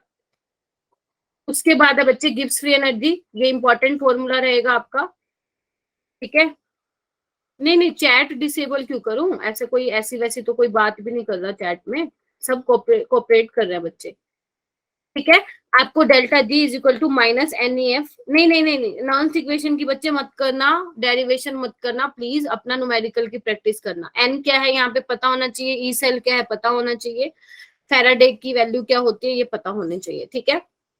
और अगर मैं इसको इससे रिलेट करूं बच्चे, इक्विलिब्रियम कांस्टेंट है तो delta G naught is equal to minus RT ln K होता है, ठीक है, ओके। मैम हाँ जी, मैम कई बार मैक्सिमम वर्क डन निकालने का क्वेश्चन होता है तो उसमें डेल्टा जी नोट लगाना है, डेल्टा जी वाला फॉर्मूला। डेल्टा जी नोट वाला सेम ही तो है, डेल्टा अब वो आपको देखना है ना बच्चे किस पे, स्टैंडर्ड कंडीशन में बोल रखा है तो डेल्टा जी नोट वाला लगा के आओ, स्टैंडर्ड कंडीशन के लिए नहीं बोल रखा तो डेल्टा जी वाली करो, ठीक है, ये आपको देखना पड़ेगा स्टैंडर्ड कंडीशन है या नॉर्मल कंडीशन है। आर की वैल्यू बच्चे, अगर आपकी जूल, मतलब आपको ये देखना है कि आपको पूछ क्या रखा है, क्वेश्चन में क्या पूछ रखा है, क्योंकि क्वेश्चन ही डिसाइड करता है कि आर की वैल्यू क्या लोगे, ठीक है। जैसे अगर एनर्जी है तो आप वहां पे, वैसे तो आप यहाँ पे आर की वैल्यू यूज करोगे 8.314 जूल पर केल्विन पर मोल करोगे, ठीक है। अगर कहीं पे बात आ जाती लीटर वगैरह की तो वहां पे आप यूज करते हो 0.0821 लीटर एटमॉस्फेयर पर केल्विन पर मोल, ठीक है। चलूं आगे, ठीक है, ये क्वेश्चन है, क्वेश्चन अंडरस्टूड है कि आपको आने चाहिए। उसके बाद बच्चे जी का फॉर्मूला, कंडक्टेंस का फॉर्मूला क्या होता है, kappa is equal to G into G star, ये भी आपको पता होना चाहिए। जी स्टार क्या होता है बच्चे, cell by L by A होता है, which is your cell constant, ठीक है, ओके। यूनिट सबकी पता होना चाहिए, कापा की यूनिट क्या होती है सबको पता होनी चाहिए, ठीक है, ओके। मैम हाँ बोलो, अभी आपने बोलो। GR वाला कौन सा फॉर्मूला बताया? ये वाला मनोज, ये वाला बेटा, ये वाला kappa is equal to G into G star, ये G star L by A होता है ना, और जी क्या होता है 1/r होता है, ठीक है। कापा क्या होता है 1/ρ होती है रेजिस्टिविटी, ठीक है, तो इसको आपको ध्यान रखना है, यहाँ से क्वेश्चन आता है, आता ही है, मतलब आ ही जाता है। मैम 1 बाय रेजिस्टिविटी तो कंडक्टिविटी होती है शायद फिजिक्स में। बच्चे मैं यहाँ पे केमिस्ट्री पढ़ा रही हूँ, पहली बात तो ये दोनों को कंफ्यूज मत करना, रेजिस्टिविटी कंडक्टिविटी जो है अलग है इसमें, ठीक है, क्योंकि कंडक्टिविटी बेसिकली, रेजिस्टिविटी हम जनरल चीज के लिए बात करते हैं और हम कंडक्टिविटी किसी स्पेसिफिक चीज के लिए बात करते हैं, ठीक है। यहाँ पे देखो, आगे देखो, आगे नीचे आओ, ये रहने देना, रेजिस्टेंस का फॉर्मूला है वही आ गया, kappa is equal to G star, G into G star, ये देखो ठीक है। उसके बाद मोलर कंडक्टिविटी क्या होता है कापा बाय सी। कंडक्टिविटी और कंडक्टेंस में आई थिंक सबको डेफिनेशन पता है, सबको डिफरेंस क्लियर है। अगर आपको याद हो तो कंडक्टिविटी बेसिकली में आप पूरे सॉल्यूशन में से छोटे से पार्ट की बात करते हैं, जबकि कंडक्टेंस आप पूरे सॉल्यूशन की बात करते हैं। याद है ना, बताने की जरूरत तो नहीं है। उसके बाद देखो बच्चे, कापा बाय सी अगर मोलैरिटी है तो सी मोलैरिटी रहेगा, और अगर आपका नॉर्मेलिटी है तो वो कापा बाय एन बन जाएगा। यूनिट का ध्यान रखना है। तो अगर ऐसा क्वेश्चन आया जो कि आएगा या तो kappa is equal to G into G star से आएगा क्वेश्चन, या आपका मोलर कंडक्टेंस से आएगा, तो आपको ध्यान रखना है यूनिट को साथ लेके चलना, ताकि आता हुआ क्वेश्चन गलत मत करवा के आना। ठीक है, चलो। और आएगा एनसीईआरटी में से, एनसीईआरटी की प्रैक्टिस कर लेना, पूरे नंबर है तुम्हारे। ठीक है, चलो। 90%, 90 to 95% बच्चे आपका उसी में से आएगा। उसके बाद ये वाला तो बहुत इंपॉर्टेंट ग्राफ है। ये सारा मैंने डिटेल में एक्सप्लेन किया था कि ये स्ट्रॉन्ग इलेक्ट्रोलाइट के लिए होता है बच्चे, ठीक है। और ये किसके लिए होता है? वीक इलेक्ट्रोलाइट के लिए होता है। और रीजन मैंने आपको ऑलरेडी बता दिया था, क्योंकि इसमें दोनों फैक्टर लगते थे। वीक इलेक्ट्रोलाइट में नंबर ऑफ आयंस भी इंक्रीज होते थे, और क्या होता था, इंटरएनिक फोर्स ऑफ अट्रैक्शन भी कम होती थी। जबकि स्ट्रॉन्ग वाले में number of ions will remain same, सिर्फ जो इंटरएनिक इंटरेक्शन थी वो वीक होती थी। ठीक है, तो वीक इलेक्ट्रोलाइट में एकदम से रैपिड इंक्रीज आता है, जबकि स्ट्रॉन्ग इलेक्ट्रोलाइट में धीरे धीरे इंक्रीज होता है। ठीक है, उसके बाद ये इक्वेशन, ये बहुत इंपॉर्टेंट है, और यही तो इसका ग्राफ है। तो ध्यान रखना, मोलर कंडक्टेंस और अंडर रूट सी का ग्राफ है। इसका स्लोप क्या होगा पता होना चाहिए, इसका इंटरसेप्ट क्या होगा पता होना चाहिए। ठीक है, चलो, ओके। ए क्या है तुम्हारा? कांस्टेंट है। ठीक है, एक बार इस पैराग्राफ को पढ़ लेना मेरे कहने पे। चलो, उसके बाद हम क्या करते थे? कोलार्स लॉ पढ़ते थे। कोलार्स लॉ किसके लिए था बच्चे? वीक इलेक्ट्रोलाइट के लिए था। क्यों था? क्योंकि जब हमने ऊपर अभी ग्राफ देखा तो बेसिकली उस ग्राफ में क्या होता है, हम स्ट्रॉन्ग इलेक्ट्रोलाइट के लिए तो निकाल लेते हैं लिमिटिंग मोलर कंडक्टिविटी की वैल्यू, लेकिन कोलार्स लॉ के लिए नहीं निकाल पाते। तो ध्यान रखना, कोलार्स लॉ से की हेल्प से हम वीक इलेक्ट्रोलाइट का ही निकालते हैं। बेसिकली कोलार्स लॉ होता ही वीक इलेक्ट्रोलाइट के लिए, लेकिन जब भी आप वीक इलेक्ट्रोलाइट की बच्चे लिमिटिंग मोलर कंडक्टिविटी निकालोगे तो आप स्ट्रॉन्ग इलेक्ट्रोलाइट की हेल्प से निकालोगे। और ये वाले क्वेश्चन तो एग्जामिनर के फेवरेट हैं। ठीक है, ये आपको आता है और बहुत इजी है कोलार्स लॉ। अगर आपने क्वेश्चन ट्राई किए हैं तो कुछ नहीं करना, सिंपल मैथ्स है, प्लस माइनस करना है। ठीक है, उसके बाद अल्फा का फॉर्मूला पता होना चाहिए, ये दोनों चीजें पता होनी चाहिए। अल्फा क्या होता है? Molar conductance at any concentration divide by molar conductance eight infinite dilution. और के का भी formula which is your dissociation constant, ये आपको पता होना चाहिए। क्लियर है बच्चे? ये रहे क्वेश्चन, देखो अगर आपको ट्राई करना है तो ये रहे क्वेश्चन, कर भी लिए होंगे आई थिंक आप लोगों ने। उसके बाद देखो इलेक्ट्रोलिटिक इलेक्ट्रोलिसिस वाला क्या है, सिंपल, आपको कुछ नहीं करना। मैम खराश लो तो स्ट्रॉन्ग इलेक्ट्रोलाइट के लिए भी यूज करा जा सकता है ना, बट वो बना मेन वीक के लिए।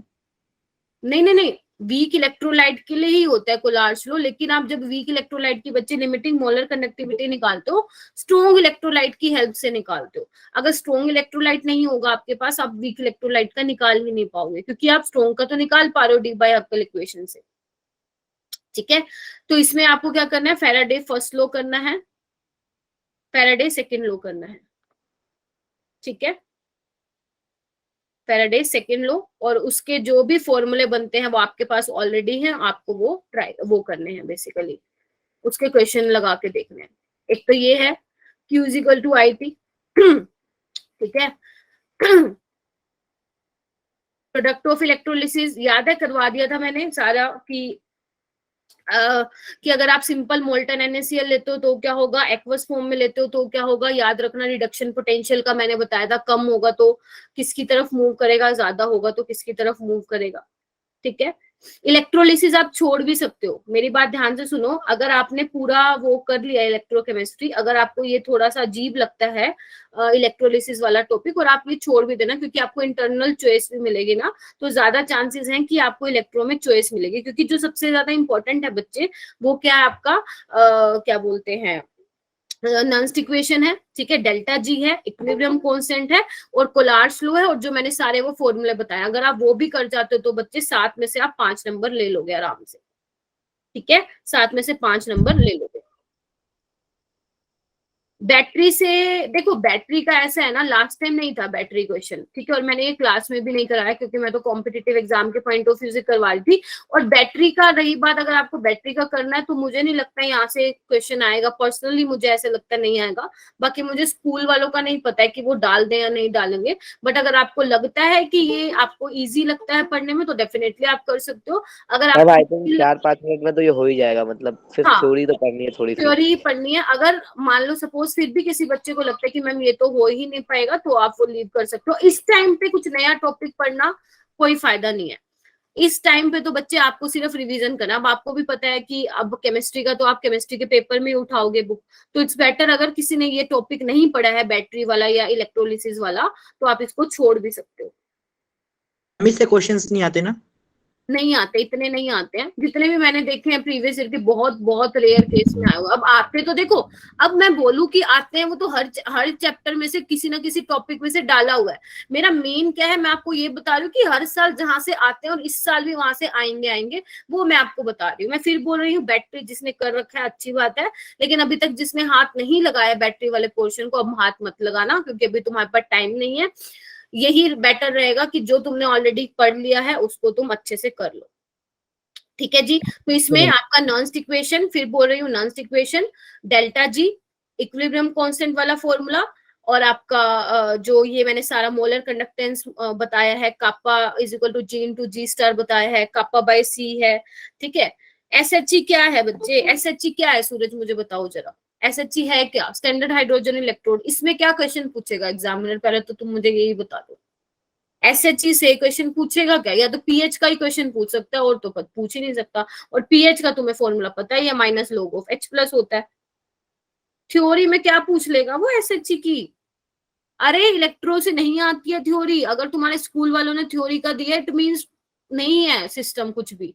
बोर्ड में कभी भी उठा के देख लेना, इलेक्ट्रोकेमिस्ट्री में से आया हुआ है तो थ्योरी का question most of the time आपके वही आते हैं। 95% केसेस में आपके न्यूमेरिकल आए, उठा के देख लेना बेशक पेपर, अगर पीवाईक्यूज कभी लगाए हैं तो आप लोग। एसएचई से क्या क्वेश्चन देंगे? एसएचई का तो बेसिकली सिर्फ आपको इसलिए बता रखा है कि जो हम इलेक्ट्रोकेमिकल सीरीज करते हैं वो एसएचई को ही रेफरेंस मान के सारे reduction potential basically reduction potential निकाले गए। हमारे टाइम ही नहीं आते थे बच्चे थ्योरी के, तो मैंने 2014 में की थी, मुझे 8 साल 9 साल हो गए हैं 12th के हुए।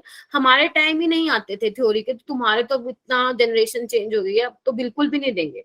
अब तो लेवल बिल्कुल ही चेंज करते जा रहे हैं वो, ठीक है। तो न्यूमेरिकल के ही तुम पेपर दे के आओगे ना, मुझे बताना। एक बच्चा पेपर दे के, वैसे तो आप सारे बताओगे कैसा रहा पेपर, तुम खुद देखना कि सारे न्यूमेरिकल मिलेंगे तुम्हें, ठीक है। केमिकल हाँ बोलो बोलो। मैम हमारी मैम तो कह रही थी कि इस सारे चैप्टर्स में से एक एक दो दो क्वेश्चन आएंगे, ज्यादा से ज्यादा थ्योरी आएगी। कौन सी मैम बोल रही थी भाई? देखो मानसी, देखो अभी तुम्हारे स्कूल के एग्जाम हो रहे हैं, राइट? तो स्कूल के एग्जाम में देखो 20 to 30% फिक्स होता है, न्यूमेरिकल आते हैं। सुनो मेरी बात ध्यान से सुनो। कोऑर्डिनेशन, डीएनएफ लोग, बायोमोलिक्यूल, ये तो थ्योरेटिकल चैप्टर है। 3 हो गए। बच्चे कितने? 3 बच्चे, जिसमें से इलेक्ट्रो एक ऐसा चैप्टर है जिसमें ज्यादा क्वेश्चन आते हैं न्यूमेरिकल। ध्यान से सुन लो सारे। इलेक्ट्रोकेमिस्ट्री में से ज्यादा न्यूमेरिकल वाला पार्ट आता है। रही बात आपके सॉल्यूशन की, सॉल्यूशन में से अगर न्यूमेरिकल आया तो या तो कोलिगेटिव प्रॉपर्टी से आएगा, हेनरी से आएगा, वरना न्यूमेरिकल वहां से नहीं पूछेंगे। आएगा तो सही, उसके अलावा आपसे थ्योरी पूछे। थ्योरी में भी क्या, आइडियल नॉन आइडियल, उसके एग्जाम्पल, है ना, यहां से क्वेश्चन बनता है, ठीक है। समझ रहे हो मेरी बात? बच्चे कितने चैप्टर? Yes, ma'am. देखो 20 to 30% फिक्स रहता है केमिस्ट्री में न्यूमेरिकल, सबसे ज्यादा फिजिक्स में आते हैं न्यूमेरिकल, ठीक है। हाँ 9 मार्क्स की है, जैसे बोला 9 मार्क्स की है, मतलब एक 3 नंबर का न्यूमेरिकल तो फिक्स है, और एक 3 नंबर का थ्योरेटिकल क्वेश्चन भी फिक्स है, ठीक है। 6 तो यही हो गए, और 1-2 तुम्हें एमसीक्यू में भी देंगे। Ma'am 20 to 36%। 30 okay ma'am. ठीक है। तो इलेक्ट्रो में न्यूमेरिकल आने के ज्यादा चांसेस हैं, ठीक है। ओके चलो चलो चलो आगे चलो। केमिकल काइनेटिक्स में आ जाओ। केमिकल काइनेटिक्स में तो बहुत बढ़िया चैप्टर है, ये तो तुम उड़ा के आओगे चैप्टर को। देखो सबसे पहला तो है, इसकी एक्सरसाइज के भी क्वेश्चन बता देते। किसके बेटा? अरे एक्सरसाइज में तो सारे इंपॉर्टेंट होते हैं बच्चे, सारे ही इंपॉर्टेंट होते हैं। कि क्या क्या बताऊं, कोई भी दे सकता है एग्जामिनर बच्चे तुम्हें, एग्जामिनर। हाँ ये अलग बात है कि अगर मैं पहले घर पे देखती पूरा, मतलब मैं खुद सोल्व करके देखती, तो मैं बेसिकली ये एनालाइज करती कि जो लेंथी वाले हैं वो मैं हटवा देती, बट अब मैंने एक एक तो सोल्व करके नहीं देखा ना अभी तुम्हें, क्योंकि मैं तो बेसिकली रिवीजन पर्पज से बता रही हूँ। तो इसके सारे ही एक्सरसाइज के तो सारे इंपॉर्टेंट क्वेश्चन है, ठीक है, कोई भी क्वेश्चन आ सकता है एग्जाम में, ठीक है। ज्यादा इंपॉर्टेंट क्या है वो मैंने तुम्हें टॉपिक ऑलरेडी डिस्कस कर दिए हैं, अगर आपको बाकी नहीं करने हैं मत करना, लेकिन जो मैंने आपको इंपॉर्टेंट टॉपिक्स बताए, नॉन इक्वेशन वगैरह वगैरह, और उसके आप क्वेश्चन कर सकते हैं, बस सिंपल। अगर आप नोट्स भी कर जाओगे ना, जो मैंने क्लास में नोट्स वगैरह बनवाए हैं और जो क्वेश्चन दिए हैं सीबीएसई वाले टाइप के, तो आप कर लोगे, अच्छा स्कोर कर लोगे, उसमें कोई टेंशन वाली बात नहीं है, ठीक है। अच्छा, उसमें बच्चे रेट ऑफ केमिकल रिएक्शन में आपको ये पता, ये छोड़ देना, ये नहीं पूछेगा कोई भी, ठीक है। उसके बाद आगे आ जाओ, ये तो इंस्टेंटेनियस रेट वगैरह वगैरह दे रखा है, हाँ ये करने हैं, ये तो मैंने क्लास में भी बताया था बच्चे, ठीक है। रेट ऑफ रिएक्शन आपको लिखना आना चाहिए, ठीक है, किसी भी रिएक्शन के लिए वो आपसे निकलवा सकते हैं, याद है बहुत सारी प्रैक्टिस भी करी थी हमने, ठीक है। अगर आपको करनी है प्रैक्टिस तो आप कर सकते हो, मिल जाएंगे क्वेश्चन, ठीक है। उसके बाद बच्चे रेट कांस्टेंट की यूनिट आपको पता होनी चाहिए, ठीक है, जीरो ऑर्डर के लिए, फर्स्ट ऑर्डर के लिए, ठीक है। रेट आप ऐसे लिखते हो according to rate law, basically कैसे लिखते हो आप, कंसंट्रेशन ऑफ रिएक्टेंट की पावर एक्स, तो ध्यान रखना इस चीज को, ठीक है। फिर यहाँ पे ऑर्डर रेट लो आपको दे रखा है, इसका आपको बेसिकली स्टेटमेंट नहीं करना है आपको, ठीक है, स्टेटमेंट रहने देना, रेट लो कैसे लिखते हैं बस ये पता होना चाहिए, ठीक है, ओके। उसके बाद है केमिकल काइनेटिक्स भी, आई थिंक सारे चैप्टर तुम्हारे 6 से 7 नंबर के हैं, ऐसा ही होगा ना मैम जी? आई थिंक 80 या फिर 70 मार्क्स का पेपर है। 70 का है, 70 का है। Yes ma'am. तो मैम फिर पर चैप्टर से 6-7, तो मैम टोटल फिर मैम काउंट करके देखो। अच्छा 7 को अगर आप करोगे तो कितने नंबर का बन जाएगा, 42 मार्क्स का होगा पेपर तो। मैम मैं वेटेज ग्रुप पे सेंड कर दूंगी, ठीक है, आप देख लेना, आई थिंक ओके मैम। कोई जैसे अभी वो बता रहे थे हाँ हाँ बोलो। इलेक्ट्रोकेमिस्ट्री का तो आप बोल रहे थे कि न्यूमेरिकल ज्यादा थे, तो इसका वेटेज तो ज्यादा होगा। हाँ 9, अभी उसने बोला ना मनोज ने कि 9, मैं एवरेज बता रही हूँ, एवरेज 7-8 नंबर का तो एक चैप्टर है ही है तुम्हारा आराम से, बट अगर तुम कह रहे हो कि हाँ अभी जैसे मनोज ने कहा कि मैम 9 मार्क्स का है, तो वो इशिका सेंड कर देगी क्या क्या एवरेज है, वहां पे लिखा हुआ है चैप्टर नेम के साथ मेंशन है कितने मार्क्स का आएगा पेपर। वो बोर्ड के हिसाब से, क्या बोल रहे हो मैम वो बोर्ड के हिसाब से है 9 मार्क्स का। अच्छा अच्छा, तो तुम्हारे अच्छा अच्छा ठीक है ठीक है, तो तुम्हारे उसमें नहीं बताया क्या टीचर ने कि कौन सा कितने मार्क्स का आएगा चैप्टर? नो मैम, अभी तो मिड टर्म के लिए नहीं बताया। अच्छा फिर देखो मेरे को कैसे पता होगा, तुम्हारे स्कूल का कैसे किस हिसाब से देंगे तुम्हें बना के, है ना। केमिकल काइनेटिक्स 7 मार्क्स का आएगा इस बार। अच्छा श्वेता क्लास करती हो? मैम श्वेता क्लास में नहीं आई तुम 2 दिन से? टर्म 1 मेरी तबीयत ठीक नहीं थी इसलिए। अच्छा चलो ठीक है। उसके बाद है बच्चे ऑर्डर ऑफ, अभी जो टर्म 1 का होगा वो उसका तो सीबीएसई से बन के आएगा ना पेपर। ये किसने कहा है सीबीएसई से बन के आएगा? Yes ma'am, yes ma'am, yes ma'am, department से बोला था मैम ने। अच्छा अच्छा अच्छा अच्छा यस मैम। अच्छा सीबीएसई, अच्छा फिर सीबीएसई से बन के आएगा तो फिर वही वेटेज रहेगी जो तुम्हारे बोर्ड में आएगी, तो मुझे लगा तुम्हारे स्कूल वाले सेट करेंगे पेपर। मैम हाँ बच्चे एक एक करके बोलो, मेरे को ना वॉइस क्लियर नहीं आ रही, बोलो फिर मैं आगे चलूं फटाक से, टाइम हो जाएगा ना वरना। मैम आप कंटिन्यू करो, ठीक है देखो ऑर्डर, ऑर्डर ठीक है, ऑर्डर ऑफ रिएक्शन तो पता ही है ना कैसे निकालना है, आपको कुछ नहीं करना, पावर को ऐड करो, और ध्यान रखना ऑर्डर ऑफ रिएक्शन आप एक्सपेरिमेंटली डिटरमाइन करते हो, थ्योरेटिकल डिटरमाइन नहीं करते हो। आप बैलेंस केमिकल को इक्वेशन को देख के नहीं बता सकते हो कि इस पर्टिकुलर रिएक्शन का ऑर्डर ये होगा, ध्यान ध्यान रखना ऑर्डर जो है आपका होल नंबर, आपका बेस फ्रैक्शनल, नेगेटिव, पॉजिटिव में सब जगह हो सकता है, ठीक है। ऑर्डर ऑफ रिएक्शन से आते हैं क्वेश्चन। एलिमेंट्री कॉम्प्लेक्स रिएक्शन क्या होता है आपको पता होना चाहिए। एलिमेंट्री में ऑर्डर ऑफ रिएक्शन कैसे निकालते हो, मॉलिक्युलरिटी कैसे निकालते हो, ध्यान रखना। एलिमेंट्री के लिए मॉलिक्युलरिटी और order of reaction will remain same, but for complex reaction दोनों इक्वल नहीं होते हैं। और ध्यान रखना कॉम्प्लेक्स रिएक्शन में आप ऑर्डर ऑफ रिएक्शन कैसे निकालोगे, रेट किसी भी पर्टिकुलर रिएक्शन के लिए कैसे निकालोगे, आपको ये चेक करना है कि स्लोवेस्ट स्टेप कौन सा है। Slowest step is the rate determining step, तो आप उसको देख के निकाल सकते हो, ठीक है। ये बहुत इंपॉर्टेंट है, यहाँ से आपसे क्वेश्चन पूछा जा सकता है या तो एमसीक्यू में ही आने के चांसेस हैं कि जीरो ऑर्डर के लिए रेट कांस्टेंट की क्या यूनिट होती है, फर्स्ट के लिए, सेकंड के लिए। आप सिंपल सा ये ध्यान रख लो जो मैंने क्लास में बताया था, बस एन की जगह जो है पुट करते जाना, जो भी वैल्यू, वो जो भी आपसे ऑर्डर पूछ रखा है उसके अकॉर्डिंग जो है अपना निकाल सकते हो यूनिट, ठीक है। उसके बाद मॉलिक्युलरिटी मैंने ऑलरेडी बता दिया, ठीक है। मॉलिक्युलरिटी यूनिमोलिकुलर, बायोमोलिकुलर होती है, ठीक है। ओके, यहाँ पे देखो वही बोल रखा है कि order of reaction is an experimental quantity, it can be zero, वही बोल रखा है। और मॉलिक्युलरिटी ध्यान रखना फ्रैक्शनल नहीं होती है, ठीक है, जीरो नहीं होती है और नेगेटिव भी नहीं होती है। और कॉम्प्लेक्स रिएक्शन के लिए बच्चे मॉलिक्युलरिटी का कोई मीनिंग नहीं है। उसके बाद आप डायरेक्ट तुम अपने इस पे जीरो ऑर्डर रिएक्शन पे, बच्चे देखो इसके लिए तो ध्यान से सुन लो, जितने भी तुम्हारे ऑर्डर हैं, मैं अभी बोल रही हूँ, सबके ग्राफ, जीरो ऑर्डर और फर्स्ट ऑर्डर, ये है तुम्हारा ग्राफ, उसका फॉर्मूला और उसका हाफ लाइफ और उसकी यूनिट, ये टिप्स पे होना चाहिए तुम्हें।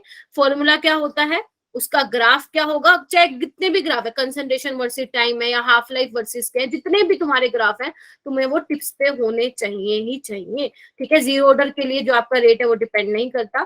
First order definition just read कर लेना, डेफिनेशन सॉरी डेरिवेशन से क्वेश्चन नहीं आता है, डेरिवेशन लिखनी नहीं आती है, ठीक है। आपको सिर्फ क्या करना है, ये फॉर्मूला ध्यान रखना है, यहीं से क्वेश्चन आता है, ठीक है।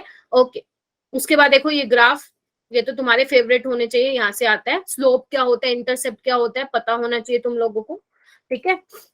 ओके, ये क्वेश्चन मेरे को लग रहा है इस बार पूछा जा सकता है क्योंकि अच्छा क्वेश्चन है। अब देखो इसमें क्या कर रखा है ना, बेसिकली तुम्हें दो टाइम के बारे में बता रखा है और आपको थोड़ा कंफ्यूज कर रखा है ताकि बच्चे कंफ्यूज हो जाए। तो ध्यान रखना, जब दो टाइम होते हैं, मैंने बताया था आपको क्लास में, जब दो टाइम दे रखे हो T2 और T1, तो उसके में क्या आता है, लोग R1/R2 आ जाता है। R और R2 क्या है, तुम्हारा रेट है जो इसमें दे रखा है, ठीक है। तो इसको ध्यान रखना। एक मिनट, रेट है, कंसंट्रेशन है, एक मिनट रुकना। The initial concentration of N2O5 was this eight ये और आफ्टर 60 मिनट बाय दिस। अच्छा, ये तो सिंपल हो जाएगा, मैं कोई और सोच रही थी, ठीक है ठीक है, कर लेना, ये इंपॉर्टेंट है क्वेश्चन। ओके, उसके बाद ये वाला मैंने बता दिया था आपको क्लास में कि इन टर्म्स ऑफ प्रेशर कैसे निकालोगे। आपको अगर ये फॉर्मूला याद है तो बहुत बढ़िया बात है, वरना अगर मान लो यहाँ से क्वेश्चन आता भी है, जो कि मतलब इतने ज्यादा चांसेस नहीं है, तो आप वहां पे भी बैठ के 2 मिनट लगेंगे, डेरिवेशन कर सकते हो इसकी। ये बहुत अच्छे से क्लास में समझाया था। अगर किसी को डायरेक्ट रिजल्ट याद है तो वो रिजल्ट भी यूज कर सकते हैं। आपको कुछ नहीं करना, एक ये फॉर्मूला कर लेना और इसके बेसिस पे जो है एक न्यूमेरिकल की प्रैक्टिस कर लेना और आगे बढ़ना, खत्म करो इसको, ठीक है। उसके बाद हाफ लाइफ पता होना चाहिए। जीरो ऑर्डर की हाफ लाइफ क्या होती है, देखो इधर, C0/2 के, C0 is what, your initial concentration. और फर्स्ट ऑर्डर के लिए क्या होती है बच्चे, 0.693/K। ये आपको पता होना चाहिए और इसके ग्राफ क्या होते हैं वो भी आपको पता होने चाहिए, ठीक है। हाँ, ये वाले क्वेश्चन लगा लो, ये वाले क्वेश्चन आते हैं बहुत ज्यादा कि अगर एक रिएक्शन 50% में कंप्लीट हुई है तो दूसरी कितनी होगी, एक का इतना टाइम है तो दूसरे का कितना होगा। ये वाले आपको मिल जाएंगे, बहुत सारे क्वेश्चन एक्सरसाइज में मिल जाएंगे। तो वैसे क्वेश्चन की प्रैक्टिस जरूर कर लेना। समझ पा रहे होगे मैं क्या बोलूं, जैसे ऐसे आते हैं ना क्वेश्चन, 50% में रिएक्शन इतने टाइम में कंप्लीट हुई तो बताओ 60% में कितनी होगी, बताओ 90% में कितनी होगी। तो ये वाले क्वेश्चन आपको पता होना चाहिए, ठीक है। उसके बाद इन्होंने समरी बना के दे रखी है, ये बाकी छोड़ देना, सूडो मोलिकुलर बेशक छोड़ देना। उसके बाद है बच्चे एक्टिवेशन एनर्जी का कंसेप्ट। आरएनएस इक्वेशन को तो हम छोड़ भी नहीं सकते किसी भी हाल में, तो आरएनएस इक्वेशन टिप्स पे होनी चाहिए, ठीक है। ये आपका बोल्ट्जमैन डिस्ट्रीब्यूशन है। आपको क्या करना है, सिर्फ इसका ग्राफ देख के जाना और कुछ नहीं करना। इसका सिर्फ ग्राफ देख के जाना है और कुछ भी नहीं करके जाना, ठीक है। ओके, और बाद में जो आपका आरएनएस इक्वेशन है which is K = A e⁻ - EA by बच्चा RT, ठीक है, ln लेना है, log लेना है, जो लेना है लो। आपको पता होना चाहिए क्या इक्वेशन होती है, क्या ग्राफ बनता है बच्चे, क्या स्लोप आता है, क्या इंटरसेप्ट आता है, ये तुम्हें पता होना चाहिए। ठीक है, उसके बाद देखो ये फाइनल इक्वेशन आपको ध्यान रखना। अब वो आपको कुछ दे दे, टेम्परेचर दे दे T1 T2 K2/K1, वो कह दे कि रेट डबल हो गया, आपको एक्टिवेशन एनर्जी निकालनी है। नहीं नहीं नहीं नहीं प्रियंका, डेरिवेशन मत, डेरिवेशन तुम किसी की भी नहीं करके जाओगे। और अगर मान लो सपोज वैसे नहीं आएगी, क्योंकि तुम कह रहे हो सीबीएसई से बन के आएगा, तो नहीं आएगी डेरिवेशन। अगर आ गई वर्स्ट इन वर्स्ट केसेस, तो वो तुम अपने आप भी कर सकते हो, क्योंकि इतना तो तुम्हें पता ही है। लेकिन अगर मैं बोल देखो 100% तो मैं किसी की श्योरिटी नहीं देती, लेकिन 99.99% तुम मान सकते हो कि डेरिवेशन नहीं आएगी। तो प्लीज अपना फॉर्मूला और अपने क्वेश्चन पे फोकस करो, और बोर्ड के एग्जाम में डायरेक्ट क्वेश्चन पूछे जाते हैं तुमसे। ठीक है, ठीक है, ये देखो अगर आपको क्वेश्चन ट्राई करना है तो कर लो, कर लेना। ठीक है, उसके बाद ये क्या दे रखा है, कैटलिस्ट। कैटलिस्ट को छोड़ देना, कैटलिस्ट को अगर करना है तो कर लेना। बस आपको सबको पता है कैटलिस्ट का क्या रोल होता है, कैरेक्टरिस्टिक्स मैंने इतनी सारी लिखवाई हुई थी, बस उसको कर लेना कि कैटलिस्ट बेसिकली ना तो डेल्टा एच को चेंज करता है, और कृष्णा तुम कर जाना बेटा डेरिवेशन, फिर मुझसे मत पूछो। अगर करनी है तो प्लीज यहाँ पे चैट बॉक्स पे नहीं फालतू की चैट लिखो। ठीक है, करना है तो कर लेना। ठीक है, मैंने बता दिया। अब ये ऐसा नहीं है, बहुत बच्चे ऐसे भी होंगे, अब मैम आपने तो बोला था कि डेरिवेशन नहीं आएंगी, आ गई, हम तो आपको पकड़ेंगे। ठीक है, करनी है कर जाना, नहीं करनी है आप मत करना। ठीक है, तुम्हारी मर्जी। ठीक है, चलो इधर देखो, कुछ बोलना है तो प्लीज अनम्यूट करके बोलो, क्योंकि और बहुत सारे स्टूडेंट्स हैं तो मैं चैट मिस आउट कर दूंगी। ठीक है, इसलिए कुछ बोलोगे तो हो सकता है फिर मैं कुछ और भी ले लूं। इफेक्ट ऑफ कैटलिस्ट में बच्चे आपको ध्यान देना। कैटलिस्ट में इफेक्ट ऑफ कैटलिस्ट में आपको ये ध्यान रखना है बच्चे, कुछ नहीं करना, रेट ऑफ रिएक्शन को बढ़ाता है। कैटलिस्ट डाल दोगे तो बेसिकली क्या होगा, एक्टिवेशन एनर्जी पाथ को वो क्या कर देगा, कम कर देगा। ठीक है, और क्या करेगा, बाकी डेल्टा एच को वो चेंज नहीं करता है, गिब्स फ्री एनर्जी को वो चेंज नहीं करता है। हाँ, जो मैंने आपको, अगर आपको याद हो तो मैंने क्लास में एक आपको वो बताया था, फॉर्मूला बताया था, के कैटेलाइज बाय के अनकैटेलाइज का, याद है क्या किसी को, याद है क्या बच्चे? ये वाला फॉर्मूला बताया था, तो ये वाला आप फॉर्मूला कर सकते हैं, इसके बेस पे क्वेश्चन आ सकता है। ठीक है, कोलिजन थ्योरी, कोलिजन थ्योरी छोड़ जाना, मेरी तरफ से फुल छूट है, छोड़ जाना, कोई दिक्कत नहीं है। तो अभी मैं एक बार मोटा मोटा बता देती हूँ क्या करना है आपको इसमें, ध्यान से सुन लो। केमिकल काइनेटिक्स में ध्यान से सुन लो, ऑर्डर कैसे निकालते हैं। हाँ, ऑर्डर ऑफ रिएक्शन आना चाहिए, रेट ऑफ रिएक्शन को कैसे लिखते हैं एक्सप्रेस करना आना चाहिए, मॉलिक्युलैरिटी ऑर्डर ऑफ रिएक्शन में डिफरेंस पता होना चाहिए, एलिमेंट्री और कॉम्प्लेक्स रिएक्शन के लिए ऑर्डर ऑफ रिएक्शन मॉलिक्युलैरिटी कैसे बताते हैं, फर्स्ट ऑर्डर का फॉर्मूला, जीरो ऑर्डर का फॉर्मूला। फर्स्ट ऑर्डर पे आप न्यूमेरिकल, बेशक जीरो ऑर्डर पे प्रैक्टिस मत करना बस, बट फर्स्ट ऑर्डर पे प्रैक्टिस कर लेना न्यूमेरिकल की। ठीक है, फर्स्ट ऑर्डर की कर लेना, बाकी क्वेश्चन आते हैं। ग्राफ, ग्राफ तो टिप्स पे होना चाहिए। हाफ लाइफ का दोनों में क्या होता है, आर्हेनियस इक्वेशन, आर्हेनियस इक्वेशन के क्वेश्चन और आर्हेनियस इक्वेशन का ग्राफ, खत्म ये चैप्टर, बस यही करना आपको। अगर आप लोग खुद देखेंगे ना, अगर आप एक्सरसाइज के क्वेश्चन ग्राफ देखेंगे, कौन कौन से सारे? तो ये वाला इम्पोर्टेंट है ग्राफ, बच्चे 4-5 ही तो है बेटा,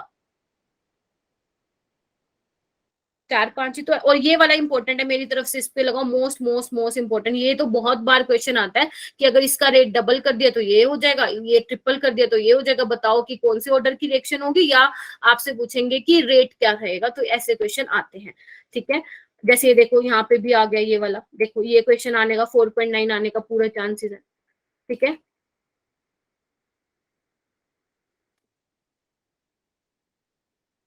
क्या बोल रहे हो, एक मिनट मैम, मैं एक बार फिजिक्स एंड मैथ्स वाले टीचर को वो भी इंपॉर्टेंट टॉपिक्स की क्लास ले ले, मैं पर्सनल मैसेज कर दिया, एक बार आप भी हेल्प कर दीजिएगा। बच्चे एक्चुअली ना वो उनकी चॉइस है, वो लेना चाहते हैं नहीं, आपने बोल दिया ना, अगर बोल दिया तो डेफिनेटली वो ले सकते हैं। ठीक है, तो देखो यहाँ पे क्या रेट लो निकाला, ये आपको याद है, मैंने आपको सिखाया था, मैंने ट्रिक आपको बताई थी कि जो दो सेम है उसको कांस्टेंट कर दो और बाकी का कंपैरिजन करो। लेकिन तुम्हारे अगर पेपर में आ जाए ना, तो ये वाली ट्रिक मत लगा के आना, ये तो तुम्हारे कॉम्पिटिटिव एग्जाम के लिए। पेपर में तो तुम्हें पूरा लिख के आना पड़ेगा, मैम रेट ये होता है, समझ रहे हो, ऐसे वाले। एक बार ना इनको क्वेश्चन को देख लेना, प्रदीप से देख लेना इनका सोल्यूशन, ये कैसे भी देख लेना, कर लेना इसका। ठीक है जी, ओके। उसके बाद ये वाला क्वेश्चन इंपॉर्टेंट है, नहीं ट्रिक बच्चे, आंसर आ जाएगा बट उसमें आप आंसर नहीं लिख के आना ना, उसमें तो हमें पूरा एक्सप्लेन करना पड़ेगा ना बेटा, इसलिए बता रहे, ठीक है। चलो इधर देखो, ये वाला इंपॉर्टेंट है क्वेश्चन 4.23 और 4.26 भी बहुत ज्यादा इंपॉर्टेंट क्वेश्चन है, ठीक है। ये देखो ये वाले क्वेश्चन आते हैं, ठीक है। ये फिर एक्टिवेशन एनर्जी से क्वेश्चन आ गया, ठीक है। ओके, अभी हमारा कौन सा चैप्टर है बच्चे, एक बार बताओगे क्या? कोऑर्डिनेशन है क्या? Next block coordination. एक सेकेंड, और बायोमोलिक्यूल्स। अरे मेरे को ना एक बार पेज नंबर देखना पड़ेगा क्यों, कहाँ पे है, एक सेकेंड रुको। 215 209 213 अच्छा 215 है। हम 215 नहीं, ये तो कुछ और, ये तो पी ब्लॉक आ गया भाई। 215 है। एक मिनट रुको बेटा, ये एक्चुअली ना उसमें कंटेंट में नहीं होता है मेरे को। 215 कौन सा 15? अरे मैंने 225 लिख रखा है ना। नहीं मैम 215 है डी एंड एफ का स्टार्टिंग। ये मैं आगे चली गई क्या? मैम पेज नंबर आगे आगे आगे आगे आगे आगे, चलो चलो ये चलो रहा। डी ब्लॉक पे आ जाओ। सबसे पहला डी ब्लॉक में क्या है, ये तो अभी हमने रिसेंटली किया है, ये वाला चैप्टर तो इतना मुश्किल नहीं लगेगा आपको, ठीक है? चलो तो सबसे पहले आपको ये पता होना इम्पोर्टेंट है। हाँ जी बेटा बोलो। वैसे केमिकल इक्वेशंस वगैरह तो इम्पोर्टेंट, मतलब जो रिएक्शंस दे रखे हैं लास्ट में वो। हाँ एक सेकेंड रुक जाओ। क्वेश्चन क्या कम है जो सीरियस हो। ओके कृष्णा आप हो क्या यहाँ पे? अरे यार मैंने उसकी बात को गलत समझ लिया, सॉरी बेटा। मेरे को लगा वो ये बोल रहा है कि डेरिवेशन भी देंगे, मतलब मेरे को लगा कि वो मेरे अपोजिशन में बोल रहा है। सॉरी बेटा, मैंने तुम्हारा मैसेज नहीं देखा था ध्यान से, ठीक है। मैं अलग ही कह रहा था मैं तो। हाँ कोई बात नहीं, टीचर से भी कई बार गलती हो जाती है, ठीक है। चलो सॉरी। अच्छा आगे चलो। वो तो मेरी बात को ही मान रहा था, मैं गलत ही समझ रही थी। चलो ठीक है। हाँ तो इसमें क्या करना है बच्चे, डी एंड एफ ब्लॉक में ट्रांजिशन एलिमेंट की डेफिनेशन पता होनी चाहिए, ठीक है। ट्रांजिशन एलिमेंट की डेफिनेशन पता होनी चाहिए, ठीक है। पता है ना, प्रेजेंस ऑफ पार्शियली फिल्ड, तभी उसको बोलोगे। आगे आओ। सबकी इलेक्ट्रॉनिक कॉन्फ़िगरेशन पता होनी चाहिए टिप्स पे। ये वाला क्वेश्चन, स्कैंडियम जो है ट्रांजिशन एलिमेंट है लेकिन जिंक नहीं है, एक्सप्लेन कर दोगे। ये वाला क्वेश्चन, सिल्वर एटम हैज, इसमें तो एनसीईआरटी के क्वेश्चन कर लो बहुत है। Silver atom has completely filled the orbital in ground state, how can you say that it is a transition element, ठीक है। उसके बाद बच्चे ये वाला पैराग्राफ आपको रीड करना है, ठीक है। मेटेलिक बॉन्ड के ऊपर है, नंबर ऑफ अनपेयर्ड इलेक्ट्रॉन जितने ज्यादा होंगे उतना होगा, ठीक है। तो ये वाला आपको पैराग्राफ रीड करना है। उसके बाद एटॉमिक साइज का याद मतलब करना है तो कर लेना। और ये आपको पता है आपको क्या करना है, आपको ना पूरा मतलब अंदर तक नहीं जाना, डीपली में नहीं जाना है। जैसे मैंने क्लास में करवाया था ना कि ये पॉइंट होते हैं, आपको कुछ नहीं करना। अगर पेपर में क्वेश्चन आ जाए ना तो 2-2 3-3 लाइनें और बढ़ा के लिख देना, लेकिन वो मेन बात लिख के आना पेपर में। जैसे अगर मान लो आ जाएगा कि इस ट्रेंड को एक्सप्लेन करो कि ऐसा क्यों हो रहा है, कि पहले तो डिक्रीज हो रहा है, फिर बीच में कांस्टेंट हो रहा है, फिर एकदम से इंक्रीज हो रहा है, ठीक है। तो ये थोड़ा सा आप ध्यान रखना। उसके बाद इलेक्ट्रॉनिक कॉन्फ़िगरेशन, यहाँ देख लो, इलेक्ट्रॉनिक कॉन्फ़िगरेशन पता होनी चाहिए। और आपको मैग्नेटिक मूवमेंट निकालना आना चाहिए, ठीक है। दूसरी चीज बच्चे आपको ये बताने आना चाहिए कि कलरलेस होगा या कलर्ड होगा, ठीक है।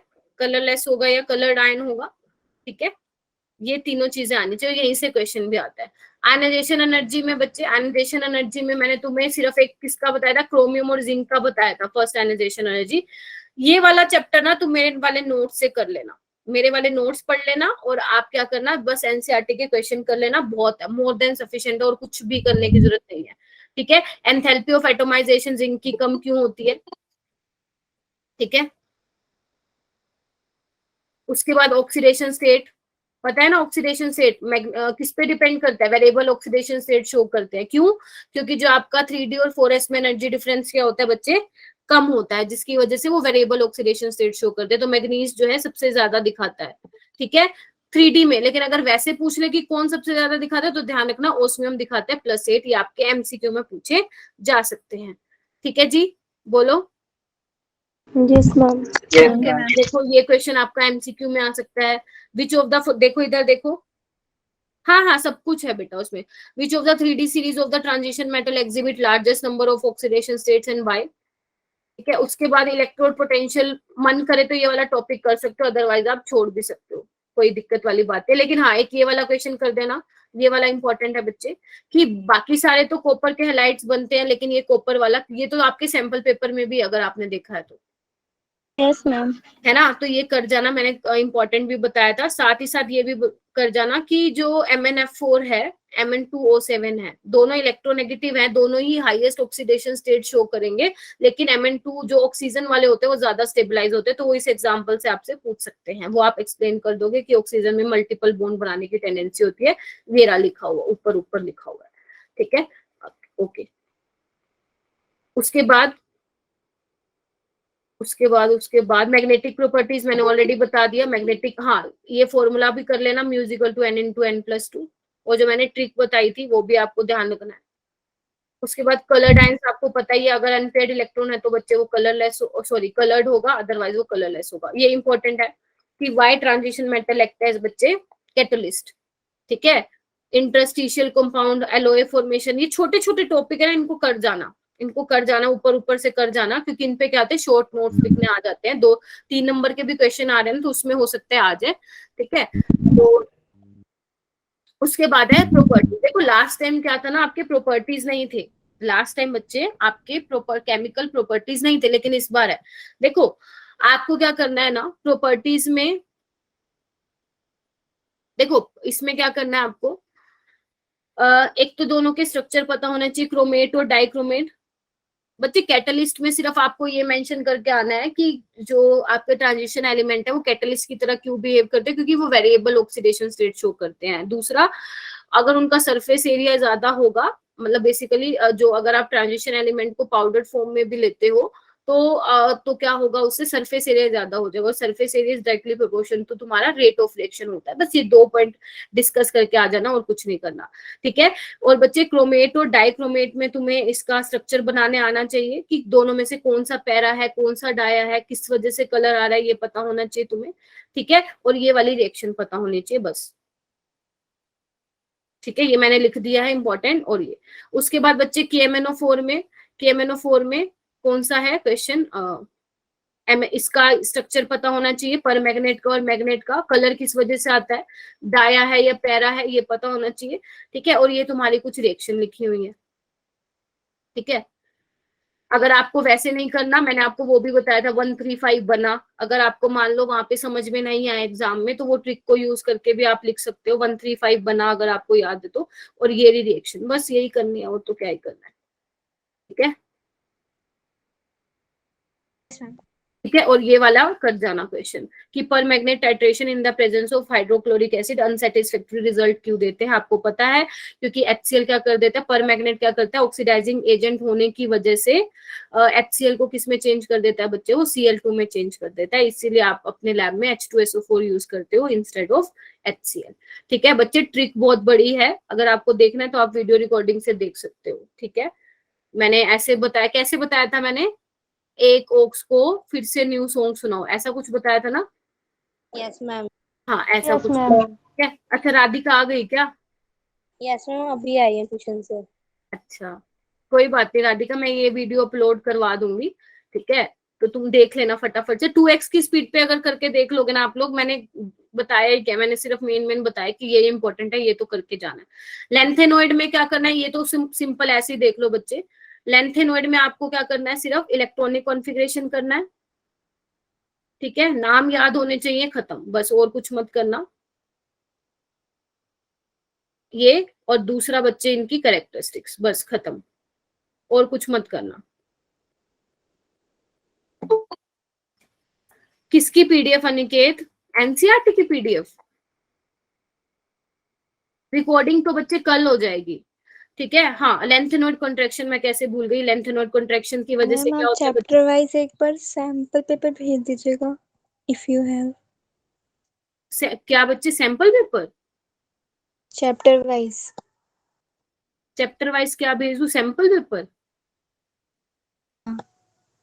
बच्चे सैंपल पेपर तो अभी उन्होंने सीबीएसई ने अपलोड ही नहीं किया, क्योंकि अभी तुम्हारे बोर्ड के एग्जाम की जैसी डेट शीट आएगी ना फाइनल की, तब वो अपलोड करने लगेंगे, तभी तुम्हारे वो अरिहंत वगैरह वाले जो सैंपल पेपर होते हैं वो तुम्हारे साइट पे भी आ जाएंगे।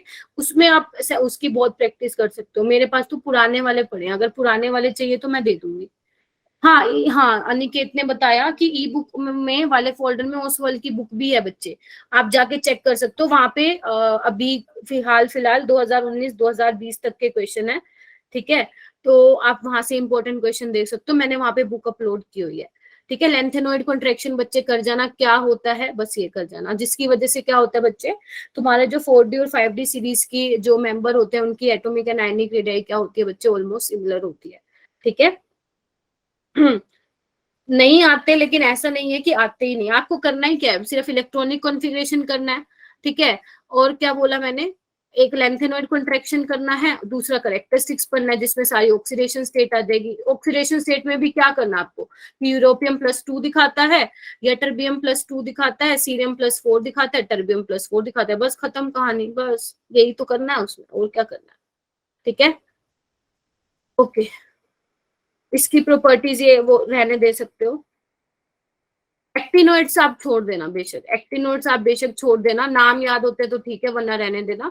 बस ये ध्यान रखना कि वेरिएबल ऑक्सीडेशन स्टेट दिखाते हैं एक्टिनोइड्स, करेक्टरिस्टिक्स कर लेना बस एक्टिनोइड्स के। या अगर ये भी नहीं करना चाहते तो मैंने लास्ट में ना डिफरेंस लिखवाया हुआ, अगर आप नोट्स देखोगे लेंथेनोइड और एक्टिनोइड्स के बीच में डिफरेंस लगा रखा है, लिखवा रखा है, वो आप कर लेना। एक्टिनोइड्स बेशक छोड़ भी सकते हो, ठीक है। ओके, चलो उसके बाद क्या था बच्चे, कोऑर्डिनेशन था।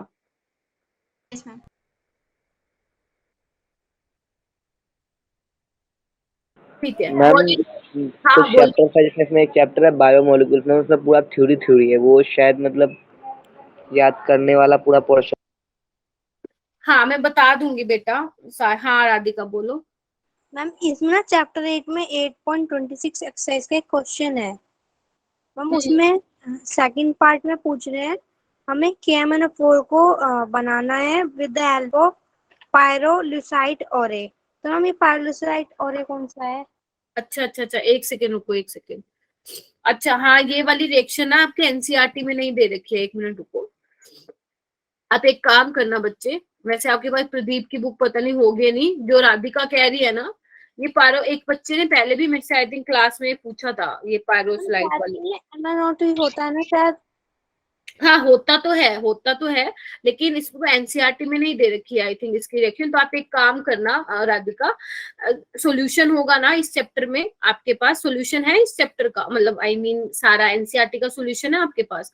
नहीं है तो सिंपल आप कुछ नहीं करना, गूगल पे लिखना एनसीईआरटी DNF ब्लॉक का सॉल्यूशन है, उसके अंदर वो रिएक्शन लिखी होगी, आप उसको एक बार मार्क कर लेना, क्योंकि आई थिंक एक बच्चे ने पहले भी पूछा था मुझसे, ठीक है। हाँ मैम एनसीईआरटी में तो MnO2 आपकी नोट्स पायरोलुसिटोर बताया गया है, मतलब एनसीईआरटी में गिवन नहीं है कि पायरोलुसिटोर ये होता है, लेकिन MnO2 ही होता है। अच्छा, इसमें दे रखा है क्या एनसीईआरटी में?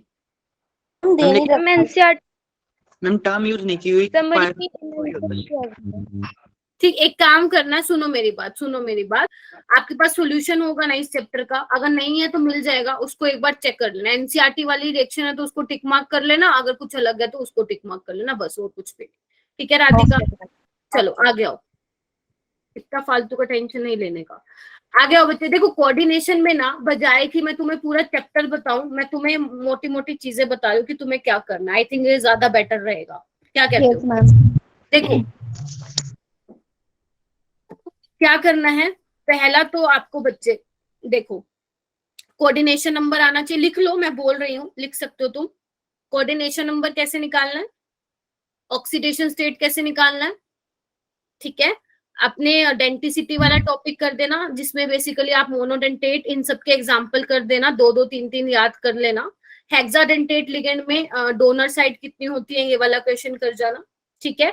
उसके बाद बच्चे वर्नर थ्योरी आपको करनी है, क्योंकि आपको पता होना चाहिए कि कितने मोल बनेंगे, कंडक्टेंस का क्या रहेगा, ये सब आपको पता होना चाहिए, है ना, कि कितने AgNO3 के साथ आप रिएक्ट करवाओगे तो कितने AgCl बनेंगे।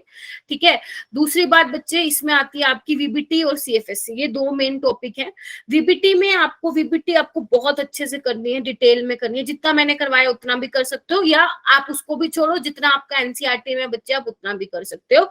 VBT के जितने भी आपके NCERT में दे रखे हैं, स्ट्रक्चर दे रखे हैं, वो आपको सारे करने हैं, एक भी नहीं छोड़ के जाना, वहीं से आएगा। और VBT पे क्वेश्चन कैसे आता है कि बता दो इनर ऑर्बिटल कॉम्प्लेक्स है, आउटर ऑर्बिटल कॉम्प्लेक्स है या नहीं, मैग्नेटिक बिहेवियर क्या है, हाइब्रिडाइजेशन क्या है, समझ रहे हो, कलर्ड होगा या कलरलेस होगा, मैग्नेटिक मूवमेंट कैसे निकालोगे, ये वाले क्वेश्चन बनते हैं 3-4 का। और अगर लॉन्ग क्वेश्चन में अगर कोऑर्डिनेशन से आया तो इसी से ही क्वेश्चन आएगा। ठीक है। CFSC में, हाँ बोलो, CFSC में कैसे आया हुआ, क्रिस्टल फील्ड स्टेबलाइजेशन एनर्जी या क्रिस्टल फील्ड स्प्लिटिंग एनर्जी में आपको टेट्राहेड्रल का छोड़ देना, आप सिर्फ ऑक्टाहेड्रल का कर जाना। ऑक्टाहेड्रल में आपको पता ही है T2G और EG वाले लेवल में डिसोसिएट होता है, आपको कुछ नहीं करना। अगर CFSC निकालनी आई तो आपको पहले ये चेक कर लेना है कि d ऑर्बिटल में इलेक्ट्रॉन कितने हैं, उसके अकॉर्डिंग आप CFSC निकाल लेना। ठीक है। और अगर मैग्नेटिक मूवमेंट से क्वेश्चन आता है और आपको मेंशन नहीं कर रखा कि CFSC से निकालना है या VBT से निकालना है, तो आप CFSC से निकाल के आएंगे मैग्नेटिक मूवमेंट। फॉर्मूला आपको ये मैंने ऑलरेडी क्लास में बताया हुआ है। ठीक है। फैक्टर अफेक्टिंग इसमें CFSC के हैं, तो वो करके जाना कि ऑक्सीडेशन स्टेट बेसिकली लिगेंड का क्या इफेक्ट पड़ता है ना। स्ट्रॉन्ग फील्ड लिगेंड होंगे तो आपकी स्प्लिटिंग ज्यादा होगी, है ना, लो स्पिन कॉम्प्लेक्स बनेगा। अगर आपका वीक फील्ड लिगेंड होगा तो हाई स्पिन कॉम्प्लेक्स बनेगा, है ना, और हाई स्पिन कॉम्प्लेक्स बनेगा, वीक फील्ड लिगेंड होगा, स्प्लिटिंग कम होगी। ठीक है। उसके बाद बच्चे ये ध्यान रख सकते हो आप, क्या बोलते हैं, टेट्राहेड्रल में सारे के सारे हाई स्पिन कॉम्प्लेक्स बनाते हैं। ठीक है। अच्छा हाँ, मैं बता रही हूँ, मैं भूल गई, 4/9 डेलो नोट ये होता है। नेमिंग में तो कुछ नहीं करना, नेमिंग में जितना आपके NCERT में उससे बाहर नहीं जाएगा, आपको बस ये 4 टॉपिक करना है पूरे कोऑर्डिनेशन में, खत्म कहानी। CFSC में जो मैंने बोला वो CFSC निकालनी आनी चाहिए, खत्म। ठीक है। हाँ, ये आ सकता है अगर मान लो एग्जामिनर का मन कर रहा है कि थ्योरेटिकल क्वेश्चन पूछना चाहता है वो, तो आपसे वो ये पूछ सकता है कि ऑक्टाहेड्रल में स्प्लिटिंग कैसे हुई, ये एक्सप्लेन कर दो। तो आपको कुछ नहीं करना, बना के दिखा देना। हाँ बोलो मनोज। क्या आगे 4/9 4/9 डेल नोट, इतनी स्प्लिटिंग होती है, क्योंकि टेट्राहेड्रल में क्या होता है बच्चे, 4 ही लिगेंड होते हैं, उसकी वजह से स्प्लिटिंग कम होती है, जबकि ऑक्टाहेड्रल में 6 लिगेंड होते हैं। ठीक है। उसके बाद बच्चे नोमेनक्लेचर जितना NCERT में है उससे बाहर नहीं जाना। नहीं, लिमिटेशन नहीं आती है, लिमिटेशंस नहीं आती है। अगर मन कर रहा है एग्जामिनर का थ्योरेटिकल बनाने का, तो हो सकता है पूछ ले कि नहीं आती है, वैसे छोड़ सकते हो, तो कोई वो नहीं है। अब मैं पूरा 100% इसलिए नहीं श्योरिटी के साथ कह रही हूँ, क्योंकि 1% तो हमें किसी के भी दिमाग का नहीं पता होता है ना, लेकिन नहीं आती है। हाँ बोलो, एक स्टूडेंट कुछ बोल रहा है। जो आप बता रहे हो ऑक्टाहेड्रल में स्प्लिटिंग अकॉर्डिंग टू CFT करनी है ना।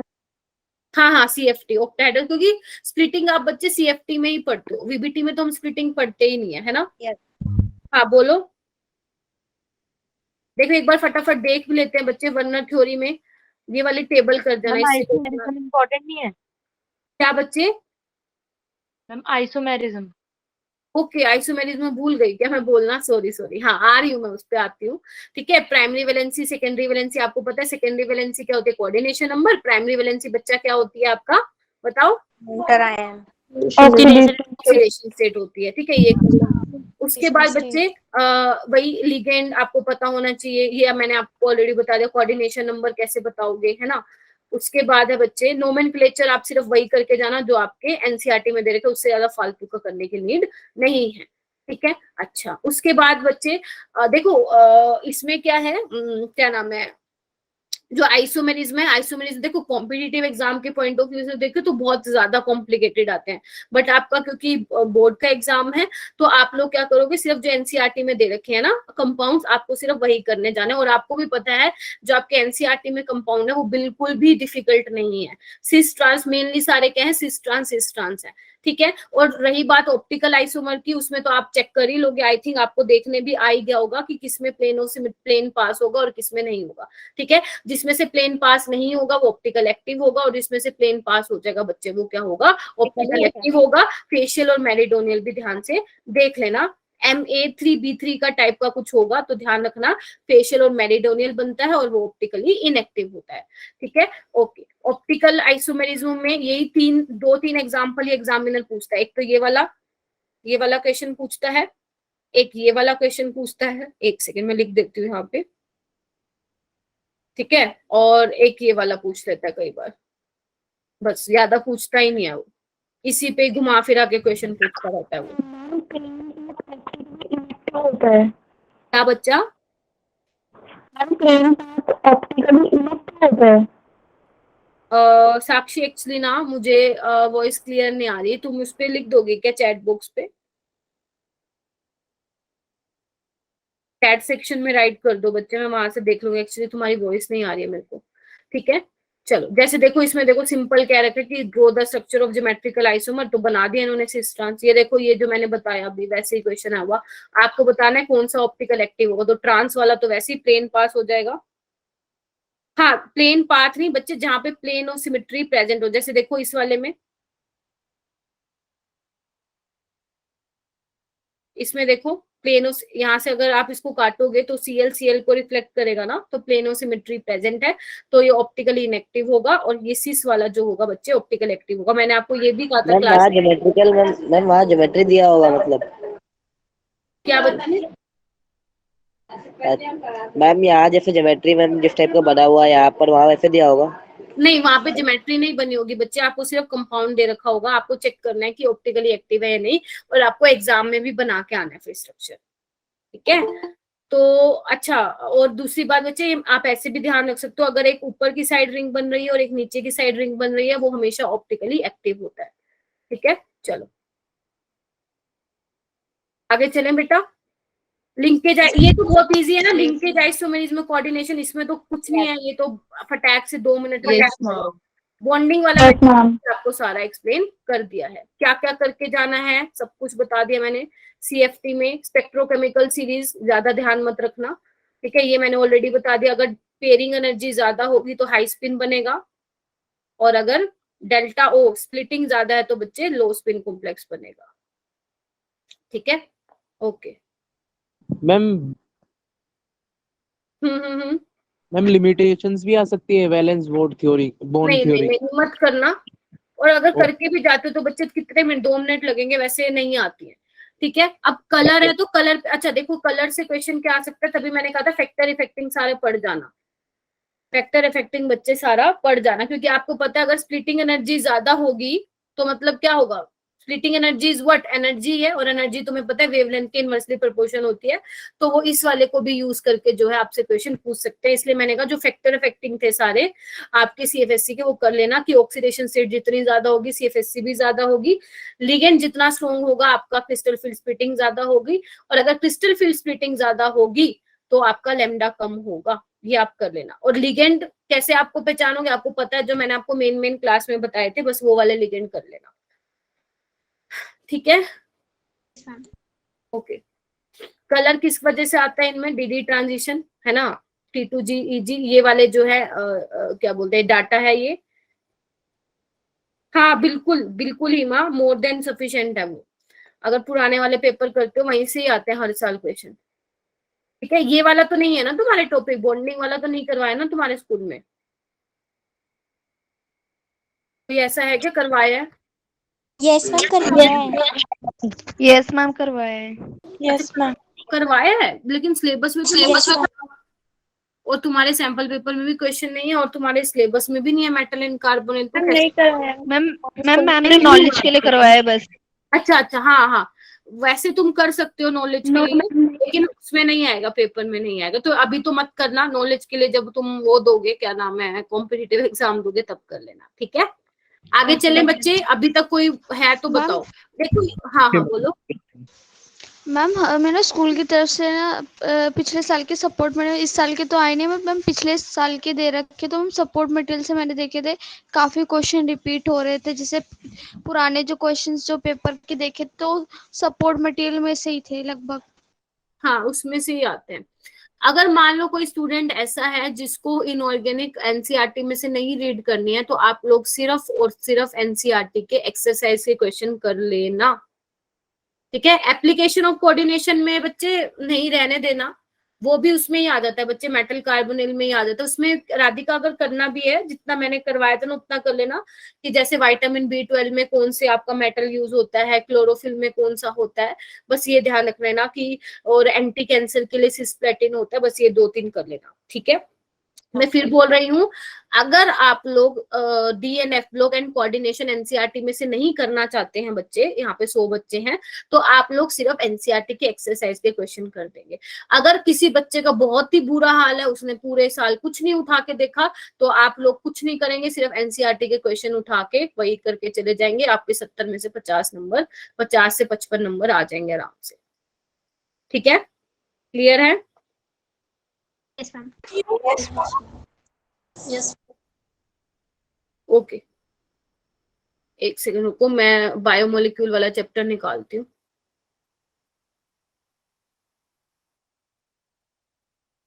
मैम सेकंड बुक में है हाँ बायोमोलिक्यूल्स। हाँ हाँ, मैं एक बार देख लूँ।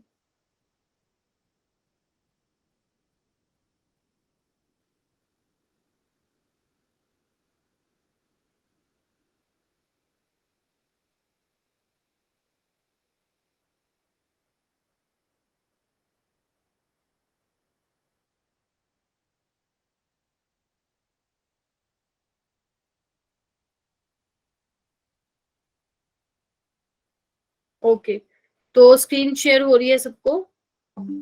Yes ma'am. Yes ma'am. Biomolecule कौन से वाले नंबर पे है बताना? Page number 14 411। कौन सा? 411। पेज 411। 411। एक सेकंड।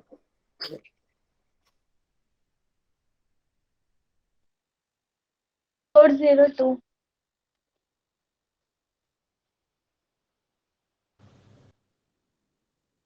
मैम 14 चैप्टर है, 411 पेज नंबर है। एक मिनट,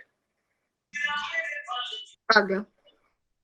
चलो आ जाओ बच्चे, इस पे तो जो मैं बता रही हूँ ना, बस वही वही कर जाना। देखो इधर, कार्बोहाइड्रेट की डेफिनेशन कुछ करने की नीड नहीं है, वो तो जस्ट एक जनरल इंट्रोडक्शन है कार्बोहाइड्रेट का। डायरेक्ट आओ बच्चे प्रिपरेशन पे, प्रिपरेशन से भी आओ, यहाँ पे स्ट्रक्चर ऑफ ग्लूकोज से करना है बच्चे हमें, ठीक है। इधर देखो,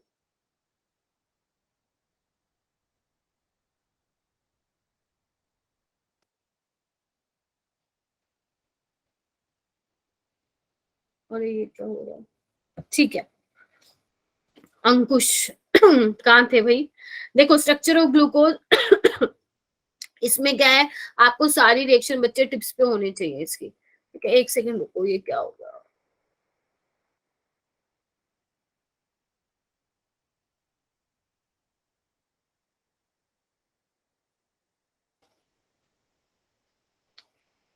चलो इधर देखो, इधर देखो, इसकी बच्चे सारी रिएक्शन आपको पता होनी चाहिए। कौन कौन सी?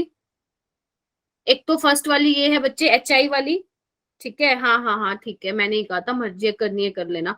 दूसरा बच्चे हाइड्रोक्सिलामीन वाली, ये तो तुम्हें टिप्स पे ही होनी चाहिए। ग्लूकोनिक एसिड, ठीक है, ये सारा तुम्हें टिप्स पे होना चाहिए कि माइल ऑक्सीडाइजिंग एजेंट से करोगे तो ग्लूकोनिक एसिड करोगे, और ग्लूकोनिक एसिड में एक ही कार्बोक्सिलिक एसिड ग्रुप होता है, ठीक है। एसिडिक एसिडिक क्या बोलते हैं, एसिटिक एनहाइड्राइड से करोगे तो आपको पेंटा एसीटेट मिलेगा। आपसे वो कुछ भी पूछ सकते हैं कि आप बता दो कि आप कैसे बताओगे कि जो ग्लूकोज का ओपन चेन स्ट्रक्चर होता है बच्चे, उसमें आपके 5 OH ग्रुप है। तो आपको कुछ नहीं करना, ये वाली रिएक्शन लिख के आनी है और कुछ भी नहीं करना, ठीक है। ओके, उसके बाद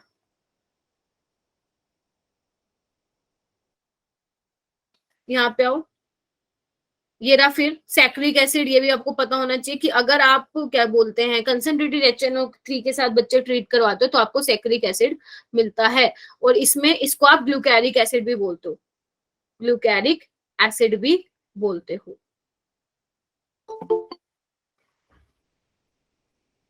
दोनों में डिफरेंस है। किसमें बेटा? सैक्रिक एसिड और ग्लूकोनिक एसिड में, उसमें CH2OH है नीचे, उसमें COOH है। मैंने ग्लूकैरिक एसिड बोला है। ग्लूकैरिक बेटा, अच्छा ओके। ग्लूकैरिक, ठीक है। ओके उसके बाद DNL आपको पता ही है, एक दूसरे के मिरर इमेज होते हैं। DNL ग्लूकोज पता है ना, D और L मैंने आपको बताया भी था कैसे करोगे, यस मैम। है ना। D और L में बेसिकली क्या होता है, आपका कॉन्फ़िगरेशन बताता है। अगर सेकंड लास्ट कार्बन अगर OH राइट हैंड साइड पे तो you use D, otherwise you use L। ठीक है, चलो आगे देखो बच्चे। साइक्लिक स्ट्रक्चर में तो आपको पता होना चाहिए, म्यूटा-रोटेशन की बच्चे डेफिनेशन कर जाना। ठीक है, और आपके पास क्या है, दोनों साइक्लिक स्ट्रक्चर आपको पता होने चाहिए। ठीक है, और ध्यान रखना अल्फा ग्लूकोज और बीटा ग्लूकोज बच्चे एनोमर होते हैं, और इनका आपको साइक्लिक स्ट्रक्चर भी टिप्स पे पता होना चाहिए। अगर आपको ग्लूकोज और फ्रक्टोज का साइक्लिक स्ट्रक्चर आ गया ना, तो आपको किसी और का बनाने में दिक्कत आएगी ही नहीं। ठीक है, हाँ बोलो। आपने अभी कौन सी डेफिनेशन बोली थी? म्यूटा रोटेशन बेटा, म्यूटा रोटेशन। जो ये अल्फा बीटा कन्वर्ट होते रहते हैं ना, इस तरह से देखो इधर, यहाँ पे क्या होते हैं, ओपन चेन बीटा। ठीक है, तो ये जो कंटिन्यूसली इनमें जो चेंज होता रहता है ना इक्विलिब्रियम में, इसी को ही हम बोलते हैं म्यूटा रोटेशन। जो स्पॉन्टेनियस चेंज होता है स्पेसिफिक रोटेशन में अल्फा से जब बीटा में जाते हैं। बच्चे आप ग्लिसरॉल्डिहाइड जो कि रेफरेंस यूनिट होती है, उस रेफरेंस यूनिट को यूज करके आप बता सकते हैं कि आपका कार्बोहाइड्रेट D है या L है। सेकेंड लास्ट कार्बन में अगर OH आपका राइट हैंड साइड है तो आप यूज करेंगे D, अगर लेफ्ट हैंड साइड OH है तो आप यूज करेंगे बच्चे L यूज करेंगे। ठीक है, आगे चलूं। फ्रक्टोज का भी बिल्कुल सेम है बच्चे, आपको पता होना चाहिए, स्ट्रक्चर पता होना चाहिए। अल्फा ध्यान रखना, मैंने आपको ट्रिक भी बताई थी, अगर CH2OH और OH अपोजिट साइड पे तो उसको ट्रांस बोलेंगे, जिसको आप अल्फा लिख सकते हैं। अगर CH2OH और OH सेम साइड पे तो आप क्या बोलेंगे बच्चे, बीटा बोलेंगे। और ध्यान रखना, इनको आप फ्रक्टोफिरोनोज भी बोल सकते हो, और जो आपके ग्लूकोज का है वो क्या है बच्चे, ग्लूकोपाइरानोज भी बोल सकते हो। ठीक है, डाइसेक्राइड में कुछ नहीं करना। डाइसेक्राइड में ना देखो, आपको अगर ये चैप्टर प्रिपेयर करना है ना, आप सिर्फ ये ध्यान रखना ग्लूकोज और फ्रक्टोज का क्या करना है, आपको ग्लूकोज और फ्रक्टोज का स्ट्रक्चर ध्यान रखना है। अब जैसे देखो इसमें क्या है, डाइसेक्राइड में क्या है, इधर देखो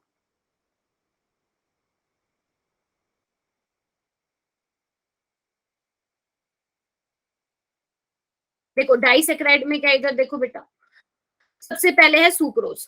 सबसे पहले क्या है, सुक्रोज। तो सुक्रोज में क्या करना है, आपको पता है सुक्रोज क्या होता है बच्चे, अल्फा और बीटा डी, अल्फा ग्लूकोज और बीटा डी फ्रक्टोज। पहले तो आपको ये पता होना चाहिए कि अल्फा ले रहे हो बीटा ले रहे हो, पहली चीज तो ये alpha glucose beta D fructose, और दोनों में लिंकेज क्या है, C1C4 ग्लाइकोसाइडिक लिंकेज है, ये पता होना चाहिए। माल्टोज में बच्चे क्या लेते हो, अल्फा अल्फा ग्लूकोज लेते हो और 1,4 ग्लाइकोसिडिक लिंकेज लेते हो। ठीक है, sorry I am so sorry, sucrose में अल्फा ग्लूकोज और बीटा फ्रक्टोज में 1,2 ग्लाइकोसिडिक लिंकेज होते हैं। आई एम सो सॉरी, इसको ध्यान से देख लेना, 1,2 ग्लाइकोसिडिक लिंकेज होती है। जब मैं बात करती हूँ माल्टोज की, तो बच्चे 2 ग्लूकोज की यूनिट होती है और दोनों ही अल्फा होती है, और दोनों में 1,4 की ग्लाइकोसिडिक लिंकेज होती है। ठीक है, अगर मैं लैक्टोज की बात करूं तो बच्चे उसमें क्या होता है, अल्फा आपका बेसिकली बीटा गैलेक्टोज होता है और बीटा ग्लूकोज होता है, और दोनों में 1,4 की होती है लिंकेज। ठीक है, कैसे बताया मैंने, फिर सुन लो। सुक्रोज में क्या होता है बच्चे, alpha fructose beta fructose C112 glycosidic linkage. Maltose में अल्फा अल्फा ग्लूकोज 1,4 की ग्लाइकोसिडिक लिंकेज। लैक्टोज में बीटा बीटा, बीटा कौन सा, एक गैलेक्टोज और एक ग्लूकोज, और दोनों में 1,4 की ग्लाइकोसिडिक लिंकेज। पॉलीसेक्राइड में आपको कुछ नहीं करना, स्टार सेलुलोज के स्ट्रक्चर नहीं बनाने के लिए देते हैं, आपको सिर्फ अमाइलोज और अमाइलोपेक्टिन के बीच में बच्चे डिफरेंस पता होना चाहिए कि अमाइलोज तो अनब्रांच चेन होती है, और अमाइलोपेक्टिन में क्या होती है, 1 और 6 वाली पोजीशन पे ब्रांचिंग होती है, आपको यहाँ पे दिख भी रहा होगा। ठीक है, ओके।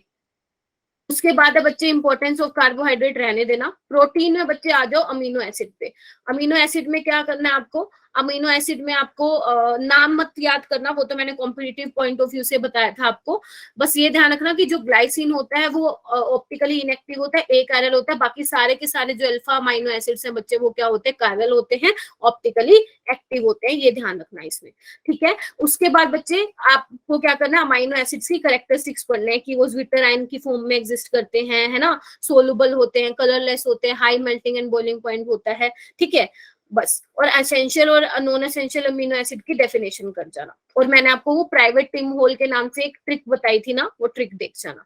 ठीक है, उसके बाद बच्चे आपको ये ध्यान रखना है कि प्रोटीन्स में पेप्टाइड लिंकेज क्या होती है। अगर 2 अमीनो एसिड को आप मिलाओगे तो 1 वाटर का मॉलिक्यूल जाएगा, अगर n अमीनो एसिड को मिलाओगे तो n-1 वाटर मॉलिक्यूल जाएंगे, ये बात ध्यान रखना। और 2 अमीनो एसिड को मिलाओगे तो 1 पेप्टाइड बॉन्ड बनाएगा, और अगर 4 को बनाओगे तो 3, एक एक कम होता जाएगा, ठीक है। उसके बाद फाइब्रस प्रोटीन, ग्लोबुलर प्रोटीन में आपको डिफरेंस पता याद रखना है। अल्फा हेलिक्स में और बीटा प्लेटेड शीट में हाइड्रोजन बॉन्डिंग की वजह से वो ज्यादा स्टेबलाइज है, ठीक है। और ज्यादा कॉम्प्लिकेट करते जाओगे तो बच्चे टर्शरी बन जाएगा, क्वाटनरी बन जाएगा। डीनेचुरेशन आपको पता ही है क्या होता है कि प्राइमरी जो स्ट्रक्चर है प्रोटीन का वो इंटेक्ट रहता है, ठीक है। एंजाइम में कुछ नहीं करना, एंजाइम क्या है, कैटलिस्ट ही है, ठीक है। अब आपकी बुक में क्या दे रखा है, माल्टोज वाला दे रखा है, माल्टोज से ग्लूकोज में चेंज करने के लिए माल्टेज यूज होता है। एंजाइम क्या होते हैं, बायो कैटलिस्ट होते हैं, एक्टिवेशन एनर्जी को कम कर देते हैं, ठीक है, रेट ऑफ रिएक्शन को फास्ट कर देते हैं, और अपने वर्क में क्या होते हैं, वो स्पेसिफिक होते हैं। हाँ बोलो मैम, एक बार डीनेचुरेशन बता दो मैम थोड़ा सा। डीनेचुरेशन क्या होता है, डिस्ट्रॉय होना। अगर मान लो आपका कोई सेकेंडरी या टर्शरी स्ट्रक्चर है, क्वाटनरी स्ट्रक्चर है राधिका, अगर मान लो आप उसमें कोई केमिकल चेंज करवा रहे हो, सपोज पीएच चेंज करवा रहे हो, टेम्परेचर चेंज करवा रहे हो, तो उससे क्या होता है, जो उनके बीच में लिंकेजेस होते हैं, जैसे हाइड्रोजन बॉन्ड हो गया, डाइसल्फाइड लिंकेज हो गया, वंडरवॉल फोर्स हो गया, वो क्या हो जाते हैं, ब्रेक कर जाते हैं, ठीक है, ब्रेक कर जाते हैं, जिसकी वजह से वो किसमें चेंज हो जाता है, आपके प्राइमरी स्ट्रक्चर में चेंज हो जाता है। लेकिन ध्यान रखना, डीनेचुरेशन के टाइम में प्राइमरी स्ट्रक्चर रिमेन्स इंटैक्ट। इसका सबसे अच्छा एग्जांपल मैंने दिया था अपने हेयर का।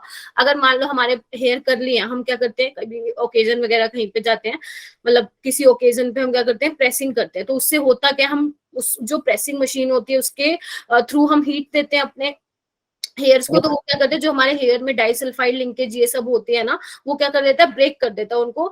तो कुछ टाइम के लिए तो हमारे, जब तक वो हीट जा रही है तब तक तो हमारे हेयर स्ट्रेट हो जाते हैं, लेकिन जब आप क्या बोलते हैं, उसको वॉश करोगे तो वापस के वापस वो वैसा ही हो जाता है, ठीक है।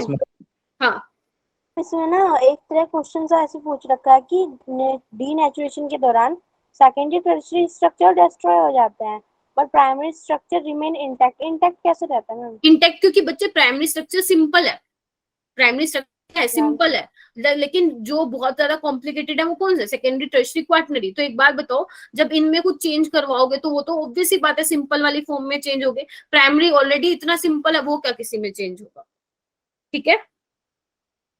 हाँ स्ट्रक्चर तो चेंज हो ही रहा है बच्चे, टर्शरी से प्राइमरी स्ट्रक्चर में चेंज हो रहा है। विटामिन में वही करना है। कीड़ा से ध्यान रखना है, कीड़ा क्या है, आपके फैट सोल्यूबल है, उसके अलावा बाकी सारे वाटर सोल्यूबल है, ये आपको टेबल ध्यान रखनी है। न्यूक्लिक एसिड में बच्चे, न्यूक्लिक एसिड में आपको ये ध्यान रखना है, डीएनए में कौन से बेसिस होते हैं, कैट जी, और आरएनए में कौन सा होता है, काउ जी, बताया था ना, याद है। कैट जी मतलब डीएनए में क्या होता है, थायामीन होता है, लेकिन थायामीन आपका आरएनए में नहीं होता, आरएनए में बच्चे क्या होता है, यूरेसिल होता है, ठीक है। मैं यहाँ पे एक बार लिख दूं क्या, कैट जी और काउ जी, ये डीएनए का होता था और ये बच्चे आरएनए के होता था, ठीक है। तो ये क्या है, साइटोसिन, एडेनिन, थायामीन, ग्वानिन, ये क्या है, साइटोसिन, एडेनिन, यूरेसिल और ग्वानिन, ठीक है। चलो उसके बाद मैम अमीनो एसिड के स्ट्रक्चर भी आएंगे? ना वो रहने देना, अमीनो एसिड के स्ट्रक्चर नहीं पूछे गए हैं अभी तक एग्जाम में, ठीक है। अभी तो लेकिन हाँ कॉम्पिटिटिव, हाँ बोलो, कॉम्पिटिटिव में तो आए हुए हैं, बट अगर तुम्हारे पास टाइम है बस एक ऊपर से नजर मार लेना, ठीक है। बस ये देख लेना कि बेसिक अमीनो एसिड कौन से, एसिडिक अमीनो एसिड कौन से हैं, ठीक है। मैम विटामिन वाली टेबल भी करनी थी ना? हाँ विटामिन वाली टेबल करनी है बच्चे। उसके बाद ये जो स्ट्रक्चर एडेनिन ग्वानिन के आप छोड़ सकते हो, ये नहीं आते। हाँ ये जरूर ध्यान रखना, डीएनए में क्या होता है, डीऑक्सीराइबोज यूज होता है, पेंटोज शुगर, और आपके आरएनए में क्या होता है बच्चे, डी राइबोज यूज होता है, ठीक है। फोस्फेट की लिंकेज 5' और 3' पोजीशन पे होती है, ठीक है। और आपका जो बेस होता है, बेसिकली जो नाइट्रोजिनियस बेस है, जैसे आपका साइटोसिन है, एडोनिन है, वो शुगर की फर्स्ट वाले नंबर से अटैच होती है। याद आ रहा है ना, ये सबको अभी कराया मैंने बायोमोलिक्यूल चैप्टर, ठीक है। और डीएनए का जो ये डबल हेलिक्स स्ट्रक्चर है वो कैसे स्टेबलाइज है, बाय हाइड्रोजन बॉन्ड, ठीक है। बस बाकी आप छोड़ देना, हार्मोन से क्वेश्चन नहीं आते, जो बायो के है वो कर सकता है, जो बायो के नहीं है वो छोड़ सकता है। 14.7 नेक्स्ट क्वेश्चन बताना। What product would be formed when a nucleotide from DNA contain, देखो बच्चे न्यूक्लियोटाइड क्या होता है, न्यूक्लियोटाइड, एक मिनट रुको मैं लिख के बताती हूँ। हम तीनों बता देना। देखो न्यूक्लियोटाइड, एक मिनट पहले न्यूक्लियोसाइड देख लेते हैं बच्चे। न्यूक्लियोसाइड मैंने कहा था बेस प्लस शुगर होता है, याद है। और न्यूक्लियोटाइड क्या होता है बच्चे, न्यूक्लियोटाइड होता है, बस ये देख लो, खत्म है ये, base, sugar, pentose group, phosphate group, है ना? Yes ma'am. ओके तो मैंने कहा था जब आप बहुत सारे न्यूक्लियोटाइड को इकट्ठा कर दोगे तो आपके न्यूक्लिक एसिड बन जाएंगे। एक बात बताओ, जब आप बहुत सारे न्यूक्लियोटाइड को इकट्ठा करके डीएनए की यूनिट, आरएनए की यूनिट बनाओगे, लेकिन जब आप उसको हाइड्रोलिसिस करवा दोगे, हाइड्रोलिसिस का मतलब क्या है, बॉन्ड को तोड़ दोगे, तो बॉन्ड को तोड़ने के बाद यही दोबारा मिल जाएंगे आपको, बेस अलग मिल जाएगा, शुगर अलग मिल जाएगा, फॉस्फेट अलग मिल जाएगा। तो यही बोल रखा है कि what product would be found when A nucleotide from DNA, जिसमें बेसिकली थायामीन है, हाइड्रोलिसिस होने पे क्या मिलेगा आपको, बेस अलग मिल जाएगा, शुगर है ना, आपको बेस अलग मिल जाएगा थायामीन, और आपको क्या, शुगर अलग मिल जाएगी। शुगर कौन सी, डीएनए में डीऑक्सीराइबोज, और फॉस्फेट अलग मिल जाएगा, यही है। ठीक है। 14.6 भी। Why can not vitamin C stored in our, क्योंकि बच्चे वो यूरिन के थ्रू एक्सक्रीट आउट हो जाते हैं हमारे बॉडी से, इस वजह से विटामिन सी स्टोर नहीं होते, वाटर सोल्यूबल। मार्क्स में तो आ सकता है क्वेश्चन। क्या बच्चे, राधिका? 14.6 अगर आएगा भी तो 1 मार्क्स का आ सकता है ना? हाँ आ सकता है। डीएनए फिंगरप्रिंटिंग नहीं आएगा बच्चे, वो बायो में पूछा जाता है। और जल्दी बोलो क्वेश्चन। ये लास्ट में बता दो 14.8। when RNA is hydrolysis, there is no relationship among the quantities, different bases. What does the fact?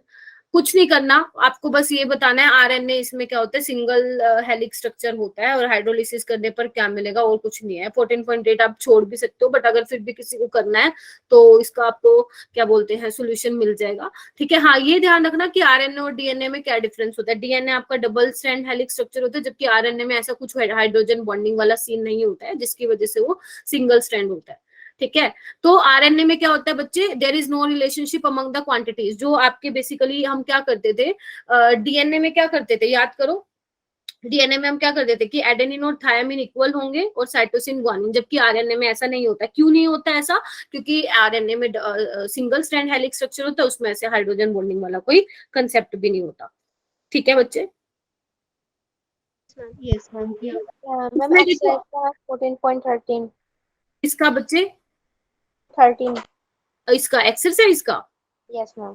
Secondary structure के बच्चे टाइप्स पूछे, तो सेकेंडरी स्ट्रक्चर के टाइप्स कौन से हैं? वही अल्फा हेलिक्स और बीटा प्लेटेड शीट, उसको एक्सप्लेन करना है। ठीक है। और देखो ये आरएनए डीएनए वाले नीचे वाले है ना, ये आप what different type of RNA, ये तो सिंपल है, मेटा आरएनए, मैसेंजर, जो भी तुम बोलो, ट्रांसफर, राइबोसोमल। जो क्वेश्चन आएगा इसमें से बच्चे वो कार्बोहाइड्रेट से आने वाला है क्वेश्चन। ठीक है। हाँ हाँ बोलो। 23 वाला कहाँ पे बेटा? हाँ जो 2 स्ट्रैंड्स होते हैं बच्चे डीएनए में आइडेंटिकल नहीं होते, कॉम्प्लीमेंट्री होते, तो यही तो होते हैं। अगर कॉम्प्लीमेंट्री कैसे कि एडेनिन के कॉम्प्लीमेंट्री थायामीन मिल रहा है और साइटोसिन के ग्वानिन मिल रहा है, यही मतलब है इसका। आइडेंटिकल नहीं होते, एक दूसरे को कॉम्प्लीमेंट्री होते हैं। मैम एक्सरसाइज के इम्पोर्टेंट क्वेश्चन बता दो। देखो बच्चे एक्सरसाइज के वैसे तो देखो सारे इंपॉर्टेंट है, चलो मैं बता देती हूँ। एक तो आपको करना है, रुको मैं टिक मार्क करवा देती हूँ। तो सारे कर लिए। हाँ इसकी इजी भी है, चलो कोई बात नहीं, पूछा है तो मैं बता देती हूँ। देखो ग्लाइकोसिडिक लिंकेज क्या होती है, वो पता होना चाहिए आपको। ठीक है। हाइड्रोलिसिस और आपको पता होना चाहिए ये वाला 14.9, 14.10 और 14.11। देखो दो एग्जांपल पूछ रखे हैं तो थोड़ा बहुत आइडिया होना चाहिए। ठीक है। पेप्टाइड ये रहने देना। Common types of secondary structure important है। ठीक है। व्हाट टाइप ऑफ बॉन्डिंग, ये आपके बच्चे एमसीक्यू में आएगा अगर आना होगा तो। ग्लोबुलर और इसमें डिफरेंस पता होना चाहिए। ठीक है। एम्फोटेरिक बिहेवियर पता है क्या होता है ना, एसिड के साथ भी रिएक्ट करता है और बेस के साथ भी। ठीक है। डीनेचुरेशन का क्या इफेक्ट पड़ता है ये कर लेना बस, और तो कुछ है ही नहीं। ठीक है। न्यूक्लिक एसिड्स क्या होते हैं, न्यूक्लिक एसिड्स तुम्हें पता ही है क्या होता है, डीएनए आरएनए है। Vitamin A vitamin C essential क्यों होते हैं, ठोकाना लाइनें। ठीक है। बस और तो कुछ है नहीं। और डीएनए और आरएनए के बीच में मैंने ऑलरेडी बता दिया, डिफरेंस पता होना चाहिए, बस खत्म है चैप्टर। बायोमोलिक्यूल तो बहुत इजी आएगा, देखना तुम खुद देखना पेपर में बहुत इजी क्वेश्चंस मिलेंगे बच्चे। ठीक है। देखो आपको ना किसी चैप्टर से डरने की जरूरत नहीं है, trust me. Coordination, DNF block, biomolecule से तो इतने इजी क्वेश्चन आएंगे ना, आप मुझे आके बोलोगे मैम देखो ये क्वेश्चंस आए हुए हैं, ट्रस्ट मी ऐसे आएंगे। ठीक है। हाँ जो आपके केस बेस्ड होंगे, केस स्टडी बेस्ड, उसको थोड़ा सा ध्यान से फोकस करके देखो। जो 2 नंबर वाले हैं वो आराम से कर लोगे, 3 नंबर वाले आराम से कर लोगे। तुम्हें जहाँ पे लगेगा थोड़ा सा वो लगेगा एक तो असर्शन रीजनिंग में, और एक लगेगा उसमें बेसिकली जो तुम्हारा केस बेस्ड है, केस स्टडी बेस्ड है। हाँ जी बोलो। हम असर्शन रीजनिंग के लिए तो बुक को रीड भी करना पड़ेगा ना? हाँ देखो, असर्शन रीजनिंग ना वही बच्चा कर सकता है जिसने पूरे साल मेहनत किया, आई मीन जिसने बहुत पूरे साल अंदर डीपली उसको हर चीज को थॉरली रीड किया है, वो कर लेगा असर्शन रीजन। लेकिन ऐसा भी हो सकता है राधिका, क्या बता असर्शन रीजन इजी ही आए कि बच्चा कर सके, है ना? तो इतना मुश्किल नहीं आएगा, पहले तो अपने माइंड में ये बिठा लो कि मुश्किल नहीं आएगा पेपर, ठीक है? अगर आपने एनसीईआरटी कर रखी है, क्वेश्चन लगा रखे हैं, पहले प्रैक्टिस कर रखे हैं, तो बहुत अच्छा जाएगा पेपर। All the best. और मैं आपसे 20 और 21 को मिलूंगी, थोड़ा ज्ञान मोटिवेशन तुम्हें बांटूंगी, सो दैट तुम अच्छे से अपना पेपर देने जाओ, ठीक है? आपको कुछ नहीं करना बच्चे, PYQ लगाओ। अगर किसी को ये आता भी नहीं ना, एक सेकेंड रुको,